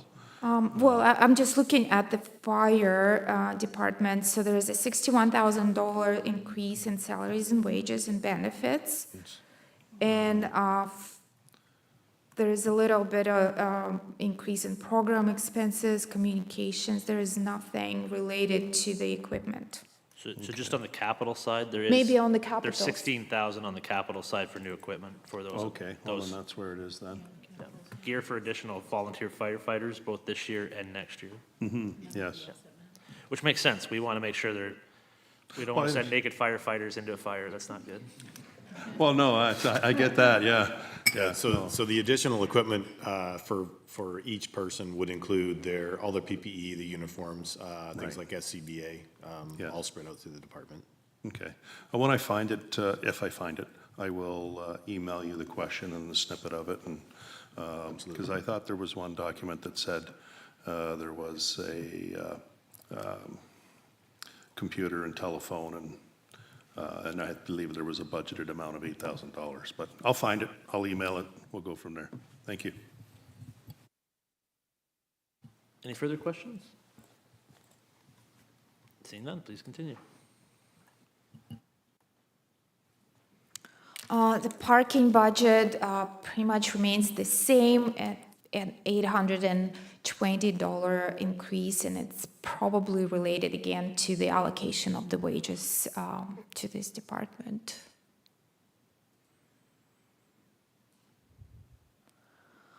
And policing, the $442 or almost $443,000 increase. So that's related to the OPP cost increase and also a reduction in grants as we not a loss of revenue of $30,000 as we're not anticipating any grants in 2025.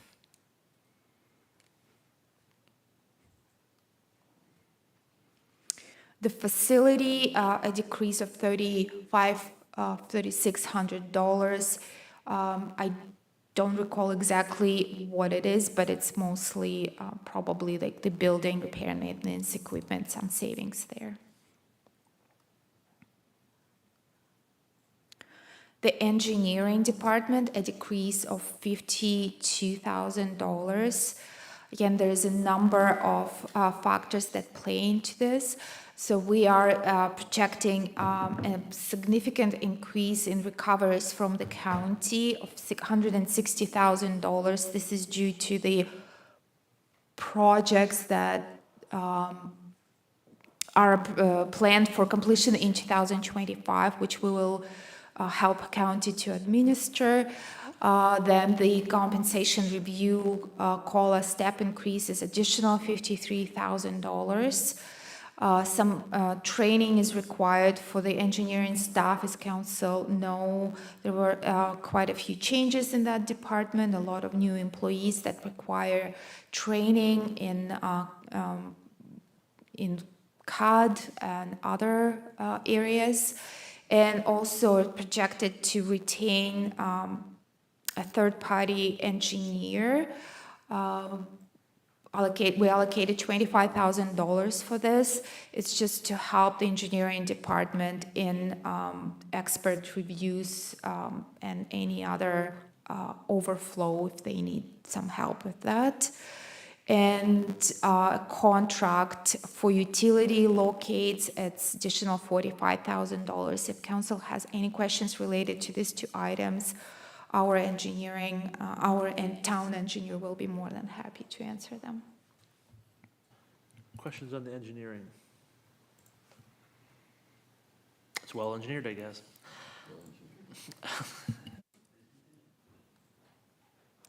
The street lighting, traffic signals, there are no increases, no changes in 2025 compared to 2024.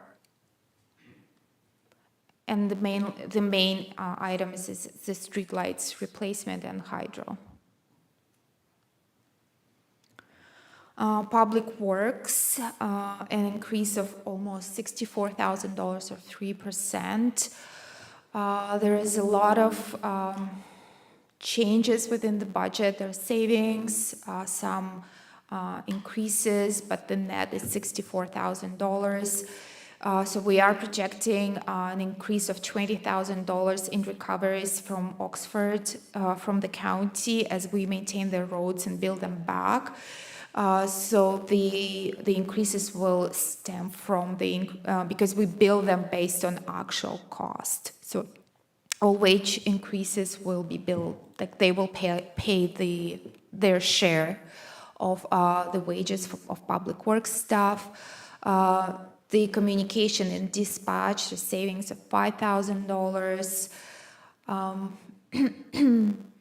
They implemented a software in 2024 that allows to track driving time and vehicle location.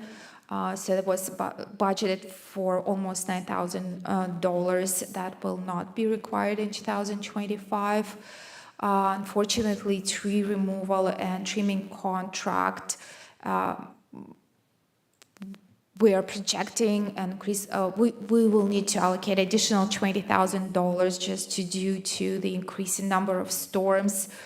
This year was really devastating in that regard, and we have spent, I believe, about $30,000 or $40,000 over budget in just tree trimming and cleanup. We've increased the machine time rates to reflect rising cost of new equipment and maintenance. It's additional $63,000, and transfers to reserves to the public works equipment has been increased by additional $100,000 just because of the new equipment that has been acquired, additional equipment, and rising cost of replacing the existing equipment. Councilor Hughes, please. Thank you. Through you to Irina. So it's Public Works is asking for an additional $101,000. What is the current amount that we normally put into the reserves for the Public Works Department? So the Public Works Department is a little bit different, so we don't have a fixed amount budgeted for transfers to reserves because we collect basically, I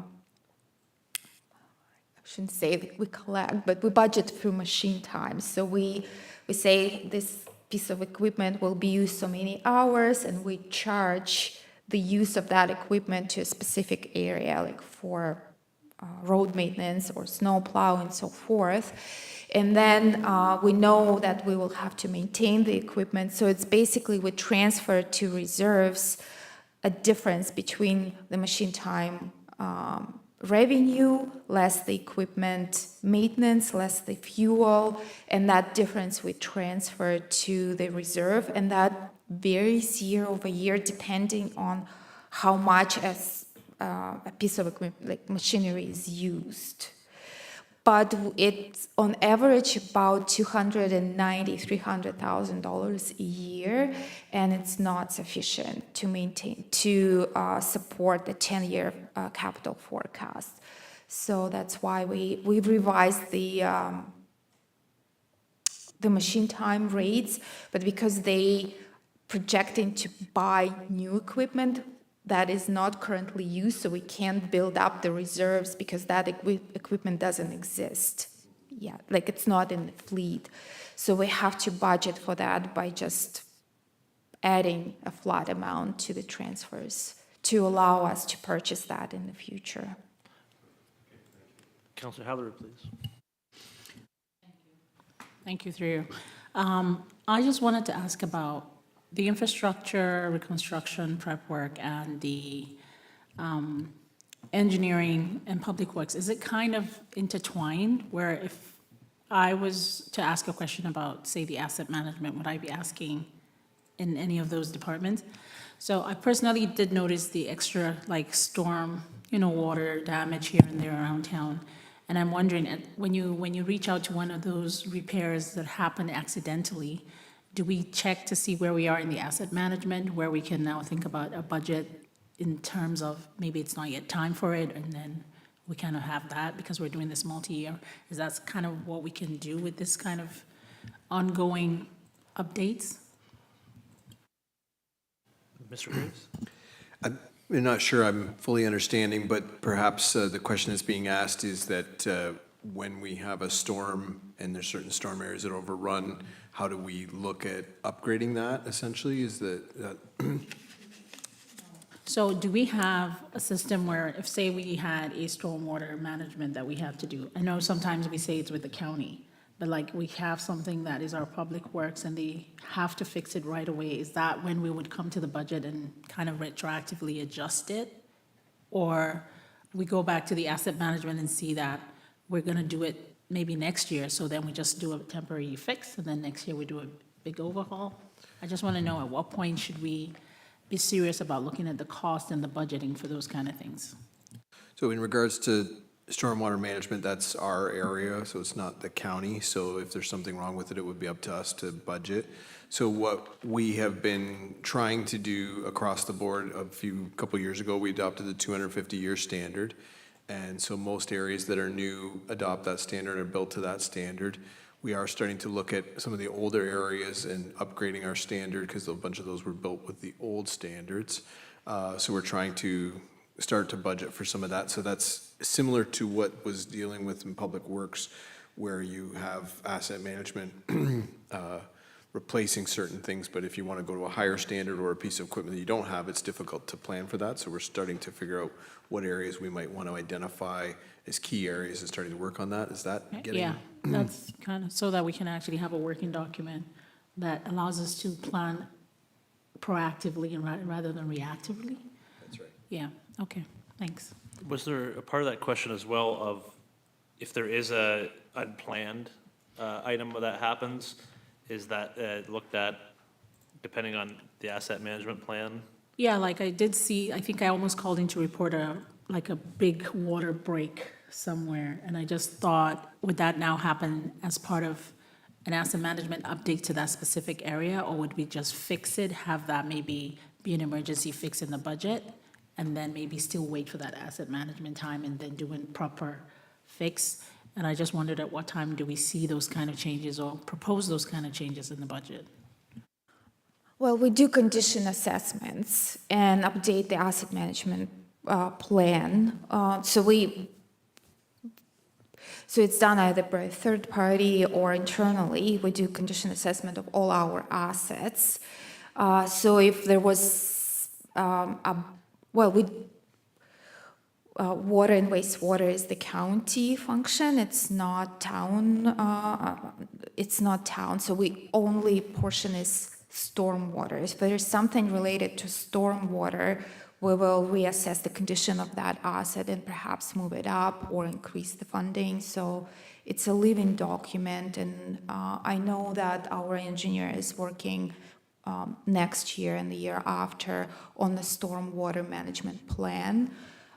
So that will definitely improve the information that is provided in our asset management plan. But So the money we're seeing here is just an allocation for that plan that we're working on?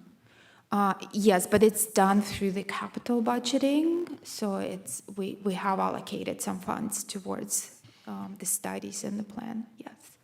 But it's the stormwater management is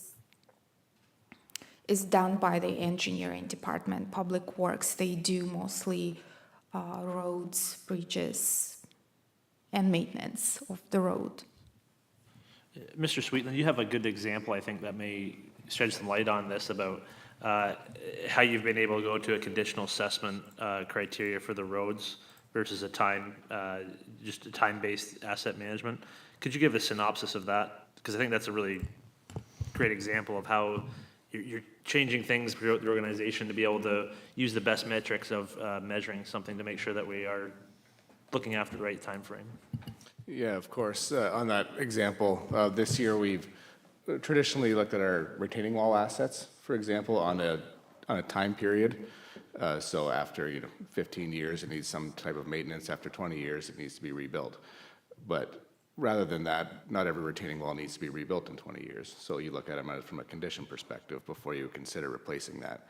And that kind of methodology can apply to many of our assets, from roads to storm sewers and then to the road network as well. So the engineering department and public works department are in constant collaboration with these projects. If an area that has a lot of maintenance, that would be updated in the asset plan to know when we'd actually look at redoing that area from a capital perspective. And then again, as Irina mentioned, that with the county doing the water and wastewater networks, our engineering agreement with the county combines our asset management plans together. So if the county's experiencing a lot of water main breaks at a specific location, then that would be a higher priority for them, where it might not be such a priority for us.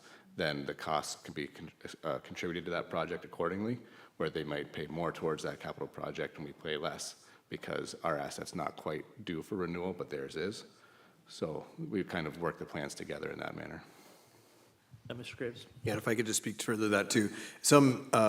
This is one of the big benefits of having our asset management plan being as well thought out and far ahead as it has been, because we've been working on this for a number of years. We're actually getting down to the point where we can start to say, so we've had a plan, we've put it as year-based, As we move forward, we're starting to get better at getting more condition-based. So that's getting us a more of a refinement of exactly when things need to be replaced instead of just a blanket estimate. And what I can tell you is a lot of municipalities, I was just at a seminar on Friday, and there were 3 municipalities that were just beginning their asset management plans, and they were, as they are required to under law, they've just sort of begun to get these into place, and they realized that their initial numbers are horribly low. So they have just come up with the first blanket, and they're struggling with funding that initial number. So they're going to spend the next several years going to the point of then trying to get their numbers more accurate. So they have to fund to first the first level, then to the second level, get to that point. We're already beyond some of that, and we're actually going to the next level, which is now we've sort of overestimated in some cases, which was the right way to go. And that's where they need to get to. And then we've been able to look at condition assessments, so that helps us get a more balanced approach. So we're very lucky in Matt's team and Irina working with asset management to make sure that we get this right. And it's really starting to pay off because we're getting more detailed information. Any further questions on that? I just have one, and it is around the public works. Obviously, the amount that equipment has gone through the roof. John, you've seen this in your area as well. These vehicle costs are really going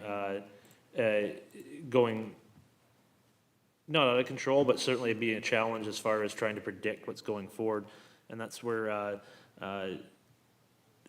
obviously fire is one thing because it's emergency and there's insurance limits on that stuff. But across the organization, is there opportunities? Is that something that's being looked at from a fleet side of things to be able to, again, go from maybe a time outline to a condition assessment to try to get the most we can? I know there's a point where it's a trade-off, but trying to get the most we can out of our assets, since, you know, at one time you're like, okay, you get quite a good trade-in for the value of the vehicle, but now that balance is getting a little bit off as those vehicles get higher in the trade kind of goes.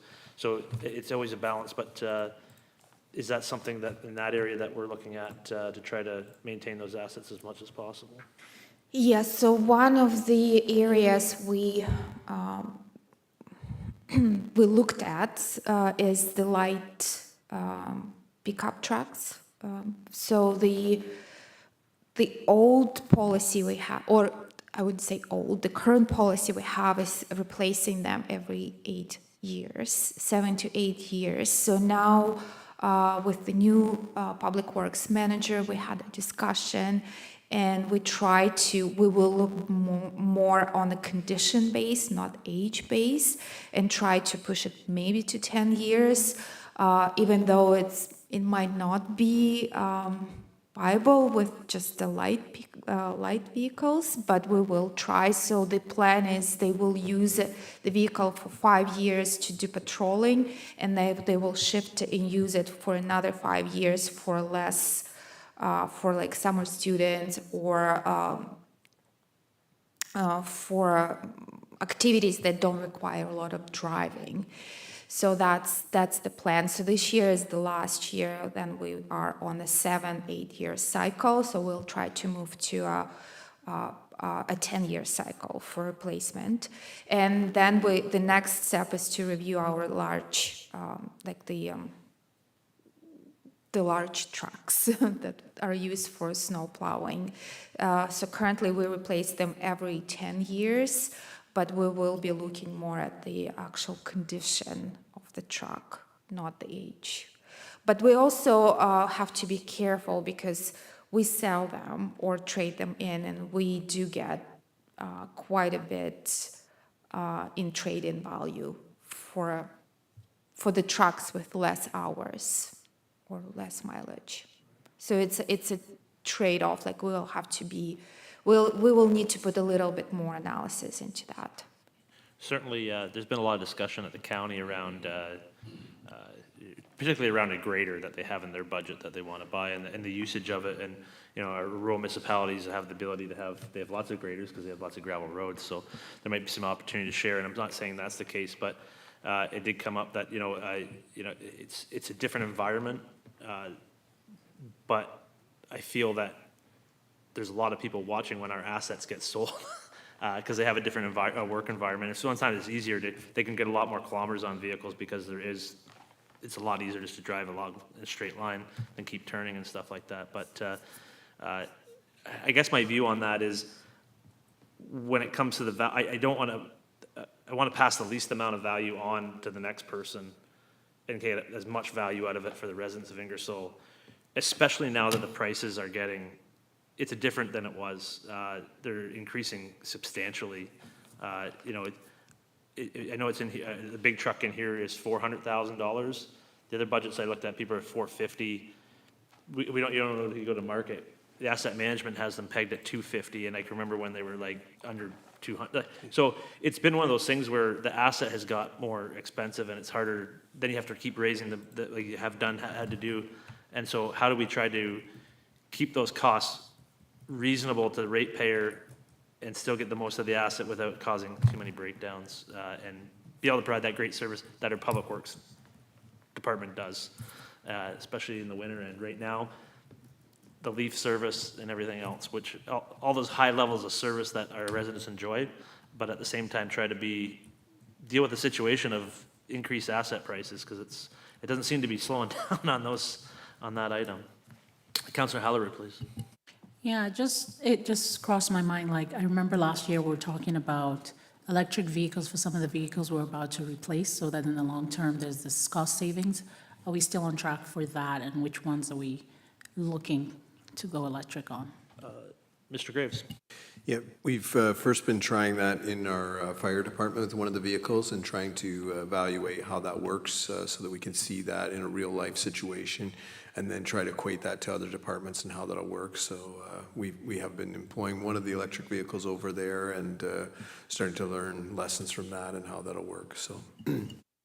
On the good news part of that, during our budget process at the county, it's always a topic of debate about how they have to go 100% renewable, and you know, there's a topic of debate of whether that's the right way to go. But they do have documented proof they'll be up to 43% of their fleet being green fleet this year, and they are seeing an average savings of $16,000 over the life of the vehicle with an electric vehicle versus an ICE vehicle. Councilor Hughes, please. Thank you. Through you, my question is more so on the purchasing side. Have we ever thought of, or should we try to collaborate with other municipalities in Oxford County, even with the county, to do a mass purchase, a volume purchase? I know that is one thing that you spec the same truck, and then the issue, hopefully, it's going to be decreased in cost. But at the same time, if an emergency arises and somebody has to, you know, it's just like the fighter jets for the Canadian military, they can jump in and just fly that same jet or drive that same plow truck without any special training of any sort. Mr. Graves.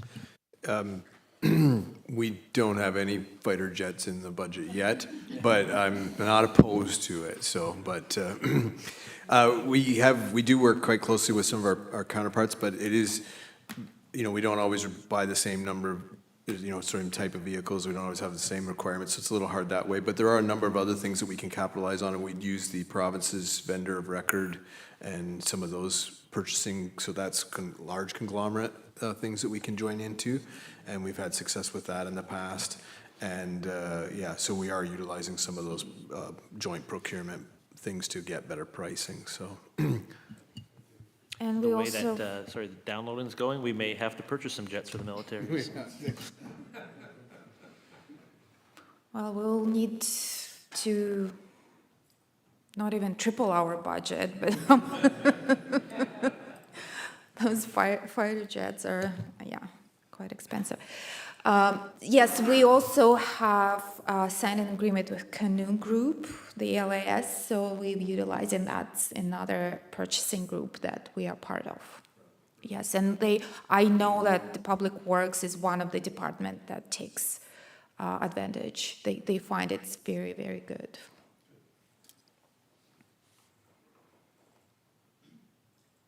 Oh, yes. We already went through the parks and arena and seniors. So I will just scroll through the community services. So the next is the museum. An annual increase of $61,000 or 22%. The $64,000 of this increase is attributed to the payroll, COLA, compensation review, minimum wages, and additional part-time hours, as the museum now is open 6 days a week, 7 days during the summer months. And I believe they try to have at least 2 staff in the facility for health and for the safety reasons. So that is contributing to the number of part-time staff hours, the increase. So the operating expenses, they budgeted $10,000 in 2024 to replace the furniture at the museum. They have done that, so it's a saving for 2025. But they also proposing increase in special events budget and maintenance, additional $11,000. As you know, they are holding a couple new events at the museum that are very popular in the community, and they would like to continue offering them. Any questions on the museum budget? Councilor Hughes. Through you to Curtis, I know there was discussion back, I'm going to say maybe a month and a half ago, regarding the facility condition of the buildings. Has there been any updates in those? And I don't see any increases or suggestions in the next few years regarding potential updates or anything to that effect. Yeah, so the contractor that was hired to do the facility condition assessment was just on site last week doing a dig around the foundations. So that was completed last week. We anticipate a draft report by December 6th. So you'll see there'll probably be we'll incorporate that into the asset management plan and capital budget for improvements. But unfortunately, at this point, we don't have it available to us. So when we, as soon as we receive it, we'll work with Treasury to incorporate it into the capital budget. But we anticipate a draft December 6th, so we should be able to incorporate it. Councilor Heller, please. And just adding to that, there was a grant that they also applied for. Do you know if they got that grant for the maintenance? We've applied for a number of grants. We were unsuccessful for the grant last year. I'm not sure what the reason was, but unfortunately, we were unsuccessful. I believe that was the Trillium grant that we applied for.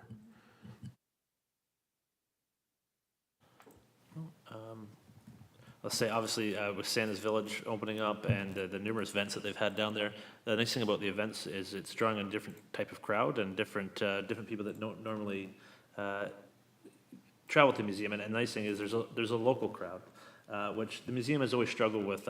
People come from all over the world and visit our museum, and yet it's always hard to get people who lived here their whole life to give it a shot. So those different types of events have been great to be able to just have the get the local people out and have a different reason to maybe try the museum and see what it has to offer. And it seems like they keep coming back.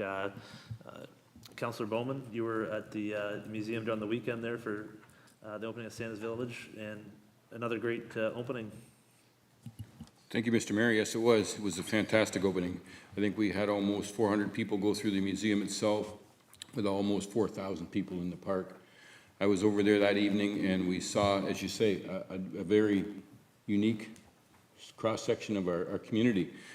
Not just young and old, but a very diverse cross-section of the community. I haven't seen it this way for years, and it's very positive, and I think this is a route we have to keep looking at. And all these events that we're looking at, a couple of extra in this past year, are all attributing to that. I think we've got nothing but positives happening right now.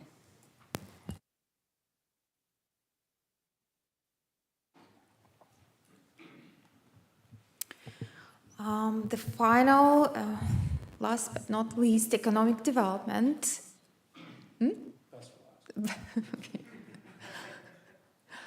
So it's a decrease of $51,000, but the main, we reduced transfers to the Industrial Land Reserve Fund of $100,000.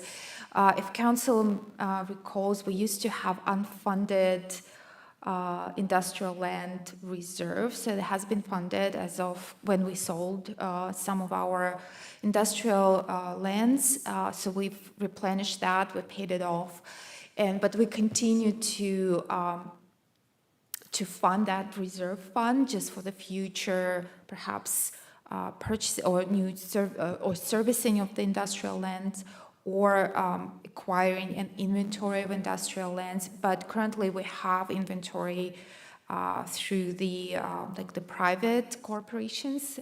They have inventory of industrial lands, so we don't see the need to continue funding that reserve just because of the current inventory that is sufficient for the next, I don't want to assume how many years, but I would say probably 10, 20. Well, part of the challenge, part of the challenge is if the municipality doesn't own industrial land, we don't control industrial land.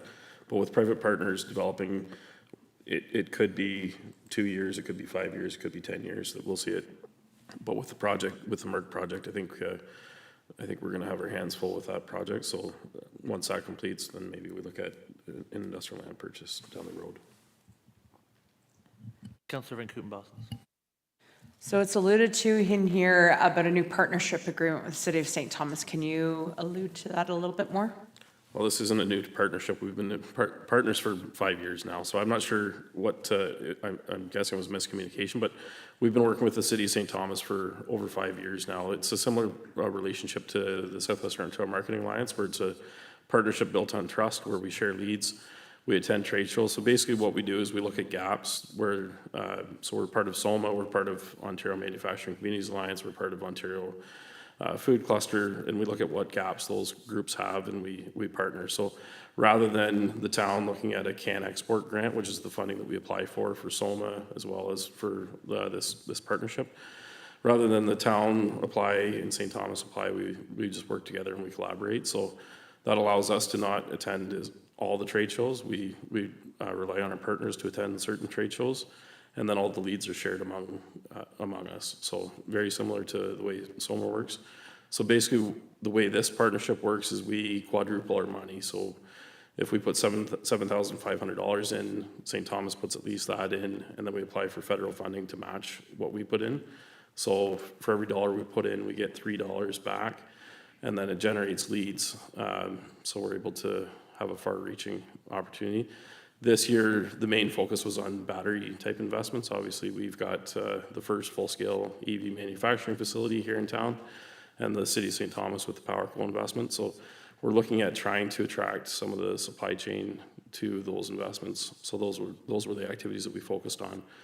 So Jordan and I went to Detroit to attend a show, and Sean and his team went to Stuttgart, Germany to attend a show, and we just shared leads among ourselves. So that's what that is. I have a question around the Industrial Land Reserve Fund. If we're not, I'll be honest, I'm very interested in how we limit our debt on the MERC, because it is such a big thing. And so leaving no stone unturned, every dollar we can use that we have instead of putting on debt is something that, especially if we pay ourselves back, interest would be better than paying somebody else without the community, because it benefits our community coming back. But is there any thought towards, if we're not going to use a reserve that we know like we're not going to use for like a 5 or 10 year period, depending on when we can pay that back, is that something that we consider using to fund our MERC? Like, and I think Industrial Land Reserve is one we're hearing. I've heard that, you know, over a given period of time, there is no dedicated item of that. Is that something that we could tap into and pay back? It was an unfunded liability. We did it once. Could we do it again? Yes, because it's not a restricted reserve, so council can tap into that reserve. However, so the purpose of the reserve was to develop the industrial park. So with the Clark Road Industrial Park, there's some deficiencies there. So I would prefer, as Director of Finance, to have that reserve as we don't know what other deficiencies we can find. So this is just an insurance, basically. If we find something, we have the money to resolve them. So as we know, there is some deficiencies with the stormwater management plan there, or pond, right? So, and it's not a lot. It's about $700,000 in that reserve, but we still have to address the stormwater management pond, and perhaps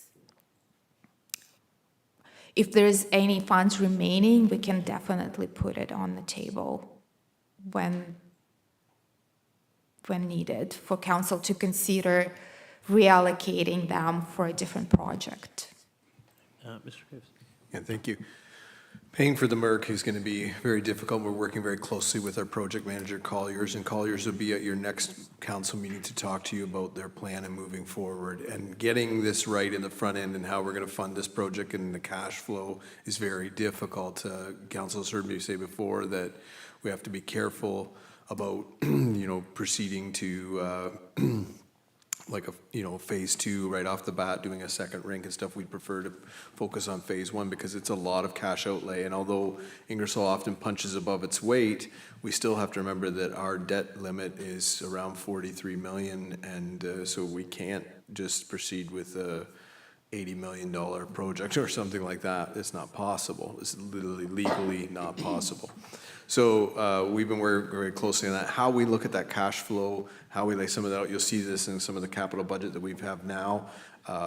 We've utilized some monies to buy the lands that we've already purchased, so that helps us with that. How we do some of our studies and so on, get them out of the way, that makes our cash flow better for the year that we can start construction. Same with servicing and so on. Applying for funding for some of the servicing is one other way. So there's going to be a myriad of things, but taking a look at those reserve funds that I know some municipalities have done that, the ones that are not dedicated to certain things and they've sort of financed themselves, and we have done it in the past. That would be one area that we would look at. It is a possibility for the future to ensure. It'd probably be more of a cash flow type arrangement, so we'd have to take a look at how that will work, but we will definitely try not to leave any stone unturned, because we agree less debt the better. Yeah, no, the county does it fairly regularly. They have a large landfill, because they have a liability with the landfill, and so they have a large debt or a large reserve dedicated to that due to having to close it one day. But ventures will come in from different municipalities, and if they're on the, with a certain size, they'll pay themselves the revenue off that. And I guess you can always look at, you can get maybe, with the market the way it was, it probably wasn't worth it because you're making more in the markets than having that. But in a different situation, you could, it may be beneficial. I don't know. I appreciate the no stone left unturned answer, because that's when we go through this, and I know I'll attribute this saying to you, it's a snake swallowing a bowling ball. It's a big one for Ingersoll. We've never done anything this large, and it's one of those ones where every dollar we can save by not putting on debt, we're saving those interest payments and be able to pay that off sooner and have less of an impact and maybe get to phase 2 quicker. And, if we come out the other side a lot better, then, that makes that I'd rather do it that way than we can always put those reserves back or, so I appreciate that answer very much. And it's, yeah, there's only so much to go around. Perfect. I will. Councilor Hughes. Thank you. Through you to Curtis again. Back to the agreement with City of St. Thomas. Now I see on the budget here that there's a $7,500 increase, basically directly related to that partnership. Why is there such a high increase with that? It's not actually a $7,500 increase, because we have been paying that in the past. It just wasn't budgeted for in the past. So I think that was a miscommunication between Irene and I. Okay. But it's not an increase from, I think last year was $6,000, so I think it's a $1,500 increase. Okay. Thank you. But if we don't, like, if council says no, we can, whatever we pay into is fine, it's just, we have to match it, so. Understand. Okay, thank you. Any further questions? Seeing none.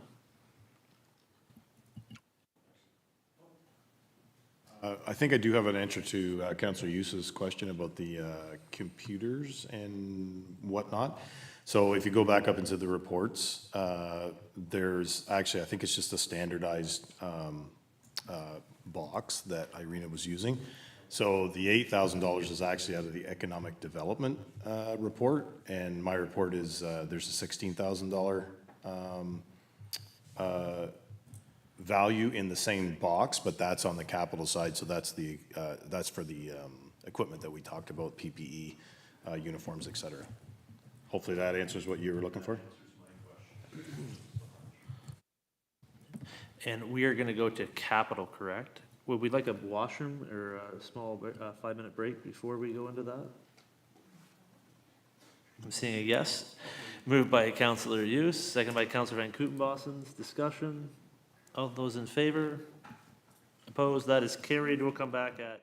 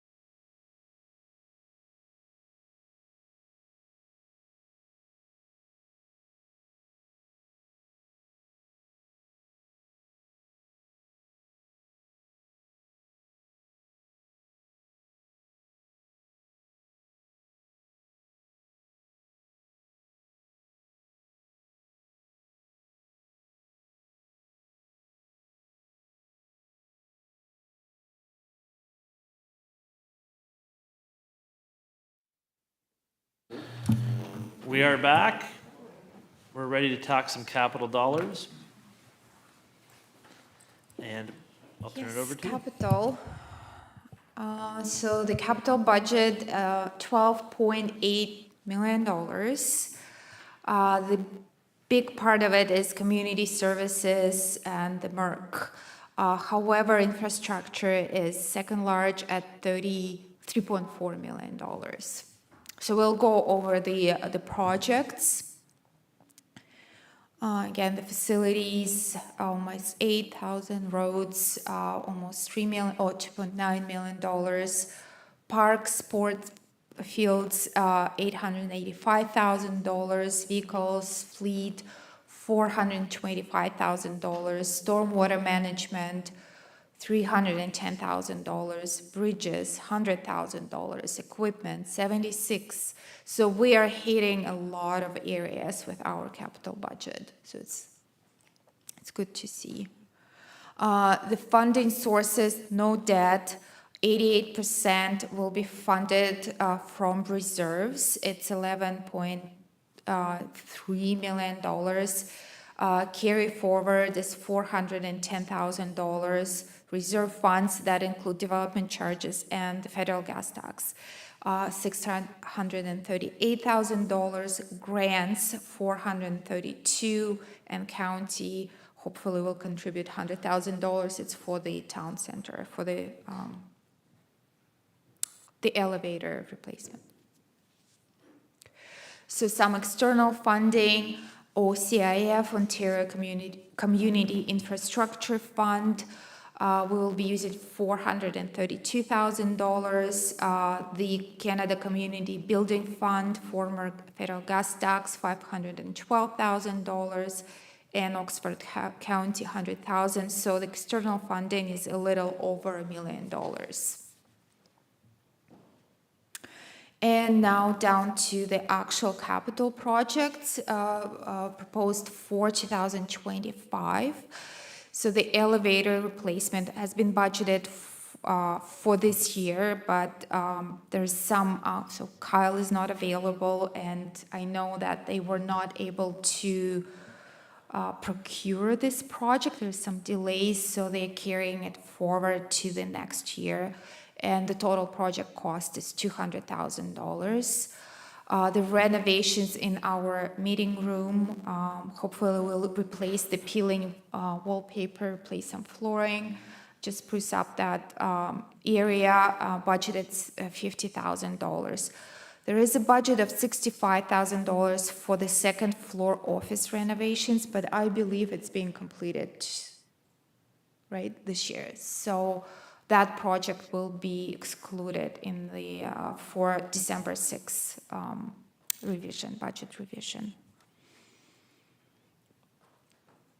Fire hall, 2 projects, kitchen replacement, $10,000, and the gear for the volunteer for the firefighters, $16,000. If council has questions related to these 2 projects, fire chief will be more than happy to answer. I have a question, and maybe it can't be answered, is there seemed to be a lot of kitchens designed in this building when it was done. A lot of little areas. Does anybody know a reason for that? I don't know if it's this building? Yeah. Well, there's. I don't know. Well, there are 2 areas. We have like the clerk's treasury area. We have our own kitchenette. The engineering buildings department, they had their own kitchenette. It's not a full, it was just the cupboards with the sink. And then we have a full kitchen for staff where they can warm up the lunch with the stove. So we, through the renovations on the engineering side, we eliminated one of the kitchenettes. So is being converted to an office. We're not sure what the reasoning was in the past. We think that the clerks and the engineering side wouldn't cook together. Yes, they just didn't want to eat together. Pretty sure. Yeah.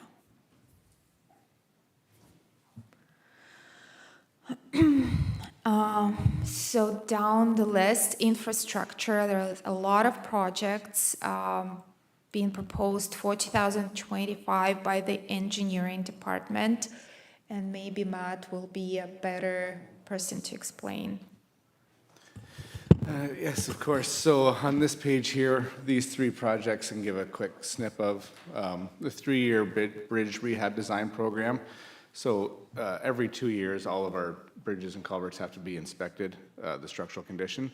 And in the past, the typical way to go about that program is just looking at all the aspects of the structure and assigning a rating to them.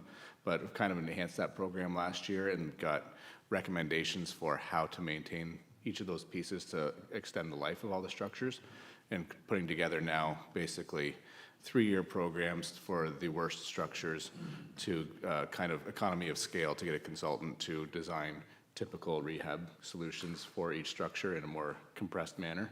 So in year 1, we can get 3 years worth of bridge rehabilitation designs done. So year 2 would do one structure, year 3 the next structure, year 4 the next structure, then start the program over again. So that's what this program is. The Halls Creek retaining wall replacement, this has been an ongoing project since about 2017, it looks like, that this is just an updated price for a designed solution for the failing retaining wall at Halls Creek there. So it'd be design in 2025, reconstruct in 2026. And then the $10,000 sidewalk rehab or replacement program. This is to prepare maps for sidewalk growth program rather than just carrying forward a continual budget every year and fitting in however much sidewalk we can place from that budget. We'll kind of put together a bigger program for where it's suggested to grow the sidewalks out in what communities, and then in areas that we might have sidewalks on 2 sides, we might want to reduce it to 1, or 1 side, increase it to 2 sides. So it's building that program with this project.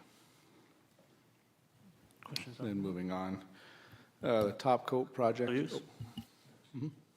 The Halls Creek retaining wall, is that the one down in Memorial Park? Yeah, on the north side of the park? Correct. Okay. And that, replace that for only? That's the design. Oh, that's the design. Yes. Oh, okay, I was going to say. Yes. It's pretty cheap. Okay, thank you. Yes, so the Top Coat project, these are all for the capital reconstruction projects from prior years.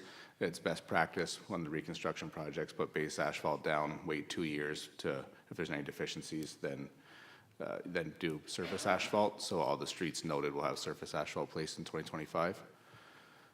The pre-construction phase, there's 6 projects there on the itemized capital list. So that's to initiate the capital portions of those projects, being the topographic surveys and the geotech reports, so that future years we're prepared to initiate designs and get tenders out early in the year for best pricing. Then we have Wanham Street South reconstruction. That's partnered with Oxford County, combining our asset programs. So that includes water main replacement for the county and roadworks for the town for that section. And then the Clark Road Swim Pond rehab, that was prior discussed with council earlier this year for deficiencies with that pond. And we have retained a consultant now looking at designing that solution for a more adequate outlet for that pond. Councilor Hughes, please. With the Clark Road swim pond, the 255, does that include the consultant cost? Yeah, that cost is consulting and construction. Please proceed. Top Coat, I noticed on the list there was, probably 8 to 10 streets that are looking for top coat this year. Obviously, from this report, is that doing them all at once, or is that an individual tender for everything? Yes, so for Top Coat and the mill and pave program, that was one tender for realize economy of scale. We'd do them all at once and try to avoid, we'd tender it early to get on a contractor's list, but then try to schedule the works for minimal impact to school buses and postal routes and those things. So.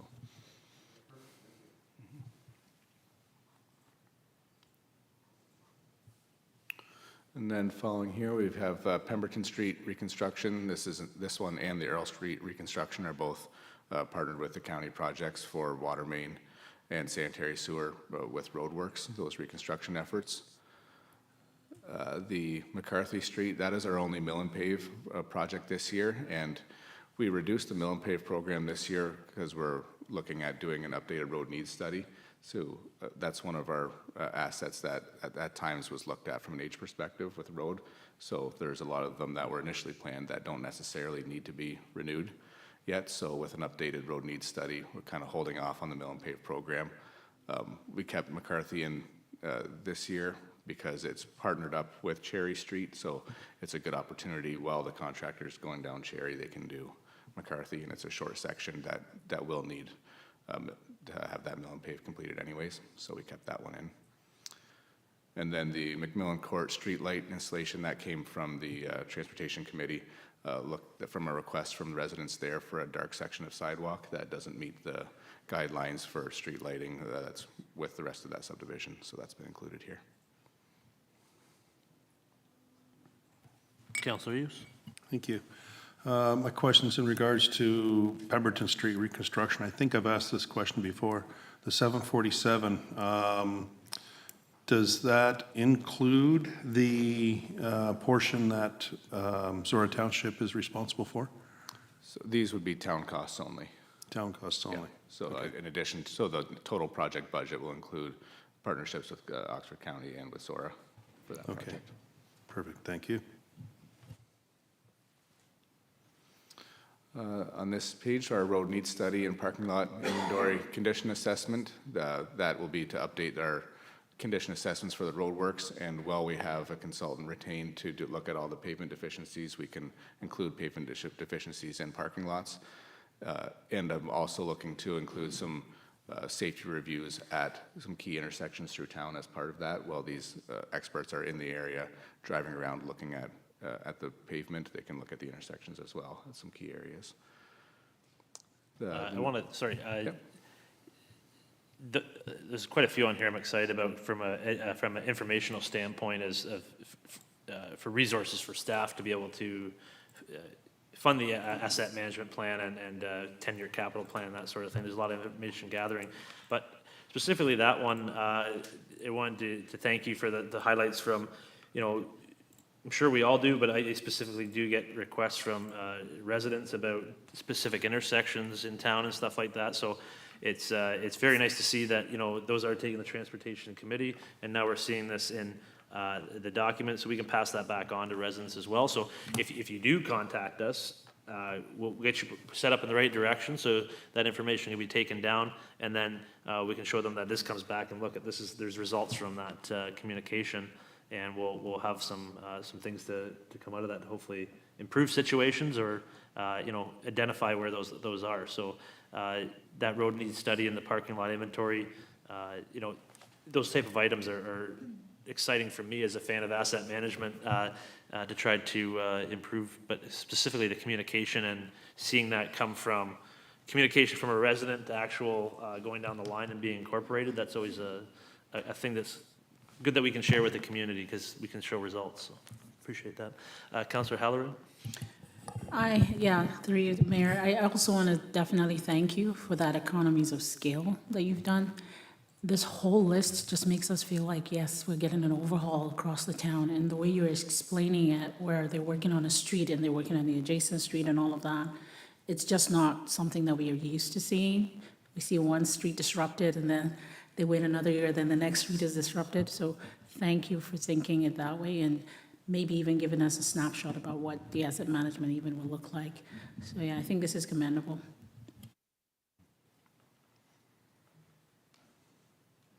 Good. No, thank you. So moving on here, we have the next project is the vehicle damage prevention monitoring protection device. This is more looking for an operational update to save some time with the engineering staff, where we can keep vehicles at Town Hall rather than at Public Works, where we lose up to an hour every day for transferring vehicles back and forth and loading equipment, unloading equipment, dropping vehicles off again, where with some damage prevention and devices, we might be able to better track, leave a vehicle at town hall and possibly fence in an area to keep the town vehicles here from staff that operate out of this building. Then further engineering department office updates. This kind of stems from the second floor updates that were previously in the table, where the engineering room is a giant open room that we have a lot of materials and equipment sitting on the floor. So getting things up off from health and safety perspective and getting some more layout for some cubicles, so better privacy too. Now that we have these expanded meetings with the county and developers from larger areas, a lot of online meetings without the privacy to do so from a lot of staff. So looking to implement something like that. And then finally, the stormwater management strategy update. The town's strategy is, I think it's 18 years old now, so the way that stormwater management was handled 2 decades ago, it doesn't quite match them. There's some guidelines in there that don't really follow current practices for development. So looking to revamp some of those pieces, not a complete overhaul of the strategy, but pick out different pieces that better suit the current development market with that study. I'll just comment again I couldn't be more ecstatic about the stormwater management thing, and I know a lot of people don't get excited about that sort of thing, but having that update and having that increased information and ability to have, affect our asset management and stuff like that is really happy to see that in there. And again, I'll go back to the sidewalk program as well, like having that thought pattern to go through and there's areas of our town that everybody's like, there should be a sidewalk there. And I think these are things that I call it next level asset management, because we're at a point where we're taking care of the items that we know about, but now we're starting to think about where there should be items and they're not. And so, which I know that's part of 10-year capital, but you're now filling in those gaps where you're saving the money and doing that sort of thing. We're seeing that throughout the evening, the kind of comments we're seeing. So all these programs, and I know you've ramped up your staffing and stuff like that as well, allows that to happen, and these increased levels of service that we'll see from it. So yeah, from a policy nerd and asset management nerd perspective, that's cool. But yeah, good, thank you.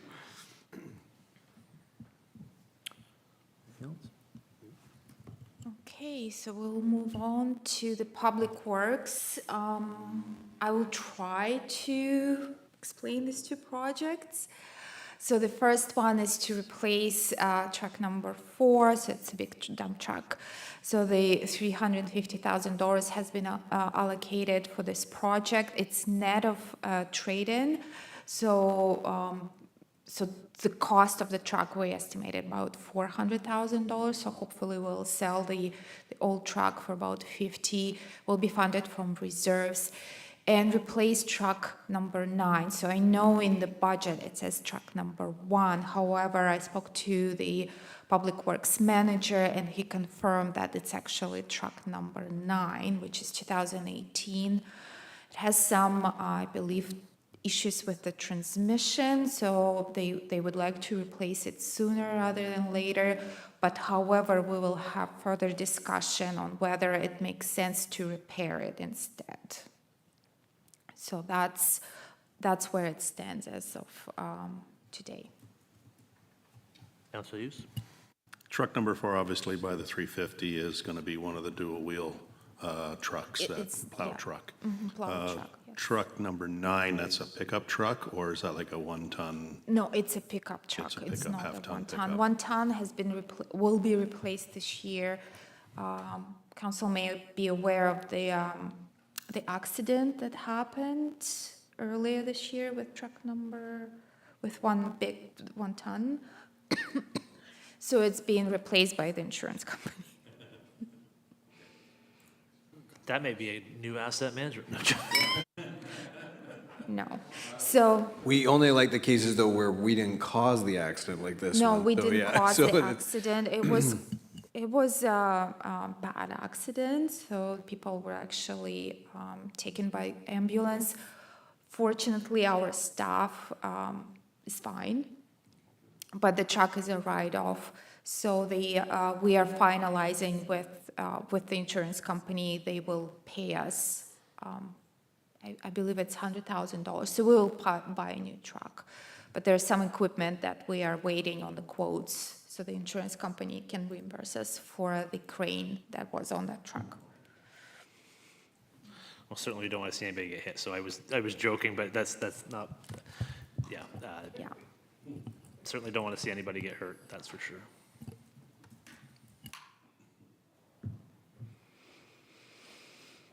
And we have already discussed the community services projects, Merck. I'm going through them again.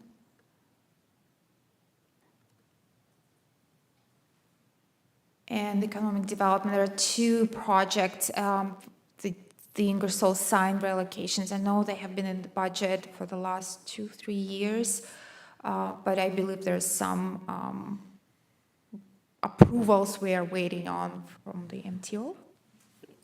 Yeah, these are these are signs to put, so when we did the boundary adjustment, we incorporated the clover leaves. So this will be a relocation of the sign that's currently on the, sort of on the industrial land facing the 401. This will be a relocation of one of those signs. And then a new sign to sort of match that. We're waiting on MTO approval for those things, but we're hoping that the engineering department can help move that forward in a timely manner. Councilor Hughes. Thank you.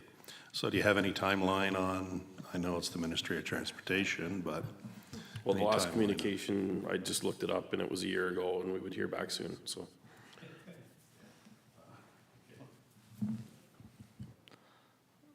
They have a reputation to uphold of being not easy to get approvals from, so, except if they want their own sign at a service center.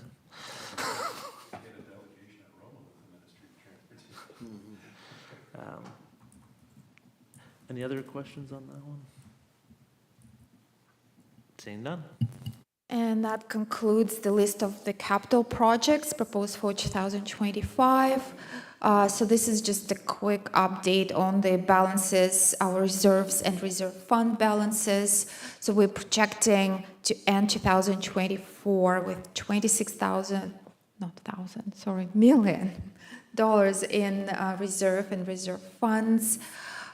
With everything going on in 2025, we're projecting that reserves will decrease by about $7 million, the net impact. But that's just a summary of reserves and reserve funds. If council has any questions related to this slide. I know it always hurts to see, because it's going up, and then it hurts to see it go down. But again, I'll go back to an earlier point. If we didn't have those funds, we'd be going right down. And so it's good to be able to show the community as well. It's like, these are here for a reason. It's all strategy to have, our assets looked after, have the reserves we need to be able to take care of the community, and that when the opportunities arise for something, we can come through as a council and a corporation to be able to make that happen. And so that's just, Ingersoll went through some tough times. We had to learn a tough lesson, and we're the benefactors of that hard work on this council, because we're going to be able to do stuff that,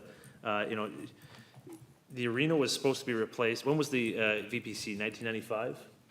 In 1997, it was scheduled to have the arena built, and it was such a fiasco that is up till now that, like, it took that long to be able to come back to this, and not because of not want, but just then the financial situation took over and it wasn't feasible and the funding wasn't there, blah, blah, blah. And so now we're in a situation where that's gonna happen and we have the resources to do it responsibly. And I think we're gonna be the envy of a lot of area municipalities and regional ones as well, because it's one way or another, it's gonna happen, and hopefully the provincial government will come on as a partner, because we got a lot to offer them out of this project. We have other partners coming on. But again, I can't stress enough and thank multiple councils and staff over the years of sticking to what we needed to do to get here, because we're in a pretty favorable position, and at the end of the day, we're still gonna be. So that's always a good chart, and a couple down is also very well. Yes, it just shows that we are establishing, building up the reserves, not just for the sake of having $26 million, but for the, to fund our future projects. So, and just another view of reserves and reserve funds, looking a little bit down the road, so 2026 and 2027. So as you can see, they will decrease just because of the big project we have to complete the MERC. No new debt for 2025. Yes, and the outstanding debt at the end of 2025 is less than $800,000, $767. I don't think even some homeowners can, they probably have larger debt, right? I don't know. I don't think I get approved for that much debt, but that's a. So it's just, yes. It's going back to 2015, I believe, 2014. And some of the outstanding items, so we're still waiting on the returned roll from MPAC to accurately assess the impact on the median single detachment home, to finalize the review and award of community grant applications, so the insurance as well, and the police detachment board budget. We have a meeting tomorrow to go over the budget with the police detachment board. And we have our next meeting scheduled for December 16th. And thank you, and if council has any other questions, we will be more than happy to answer them. I have a question for the clerk. December 16th, what is the cutoff for having motions in? And with that, again, it's not a rule in the procedure bylaw, but if we want to be efficient and have a chance to have discussions and not hold anything up and be able to make decisions, then it's just the best way to go. Have that as notice of motions in to change the budget, and then we can, everybody can get ready to discuss it and go. So based on when we publish the budget, that will go out on December the 12th. So ideally, if we could have them in by end of day on December the 11th to allow us sufficient time to incorporate them into the agenda, that would be fantastic and greatly appreciated. Again, that's not to say council can't make a decision that night, but if we do, it is chances that we may not have enough information to make a decision, and that may delay any decision-making that evening. But that's still an option available to council. I will then open it up to any questions on the floor, and we can, any more other questions, and then we will have a motion that we can have some further comment on as well. Seeing none, Councillor Van Kooten-Bosens, please.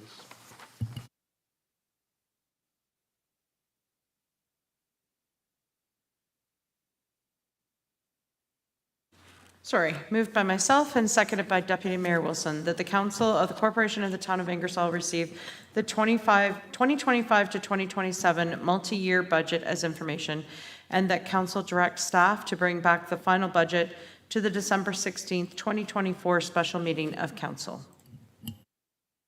Thank you. Discussion?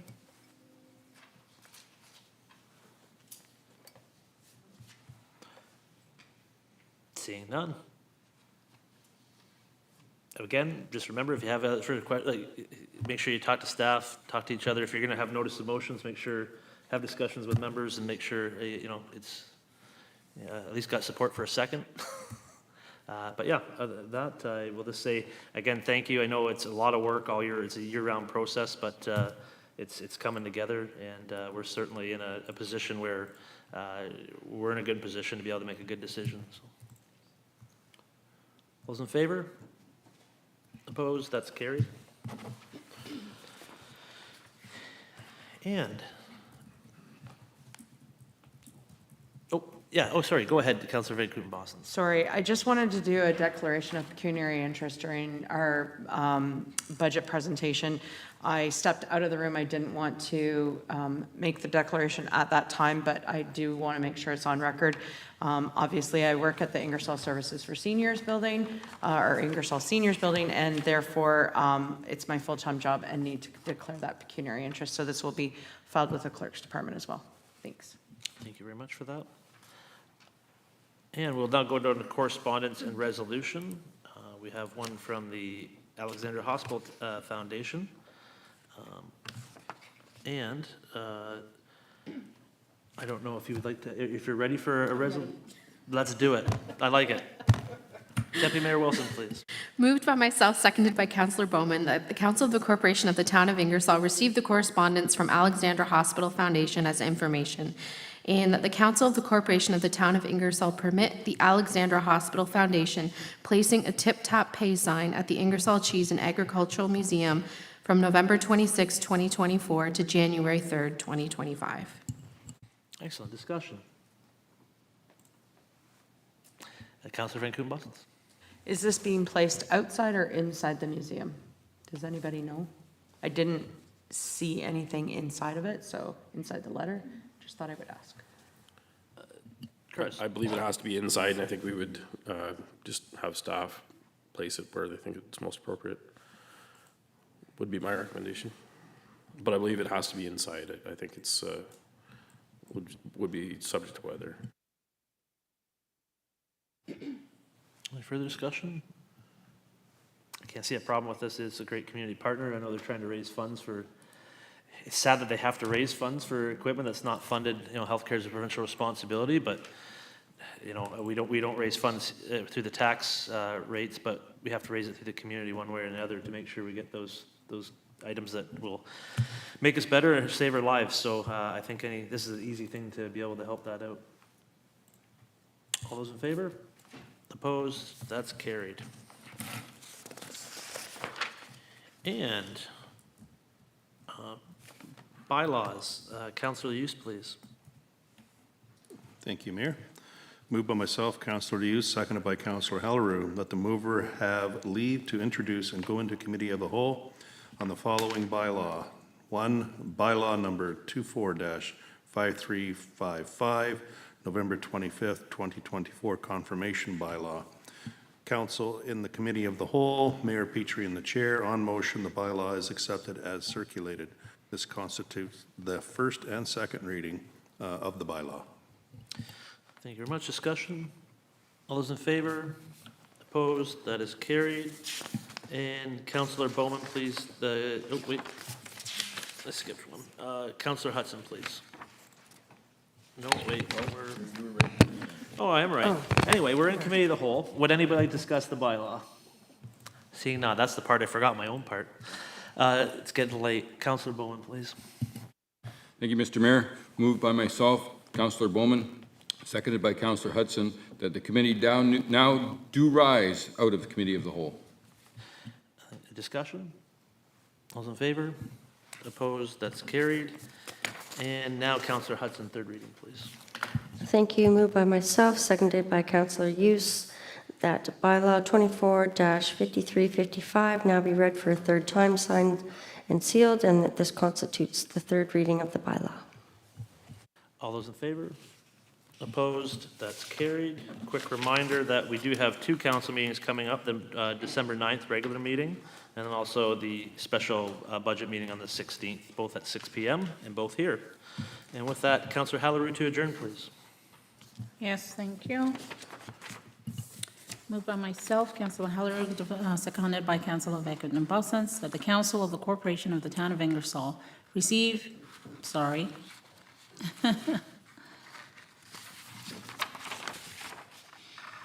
All right, that the Council of the Corporation of the Town of Ingersoll adjourn the November 25th, 2024 special meeting of council at 9:15 p.m.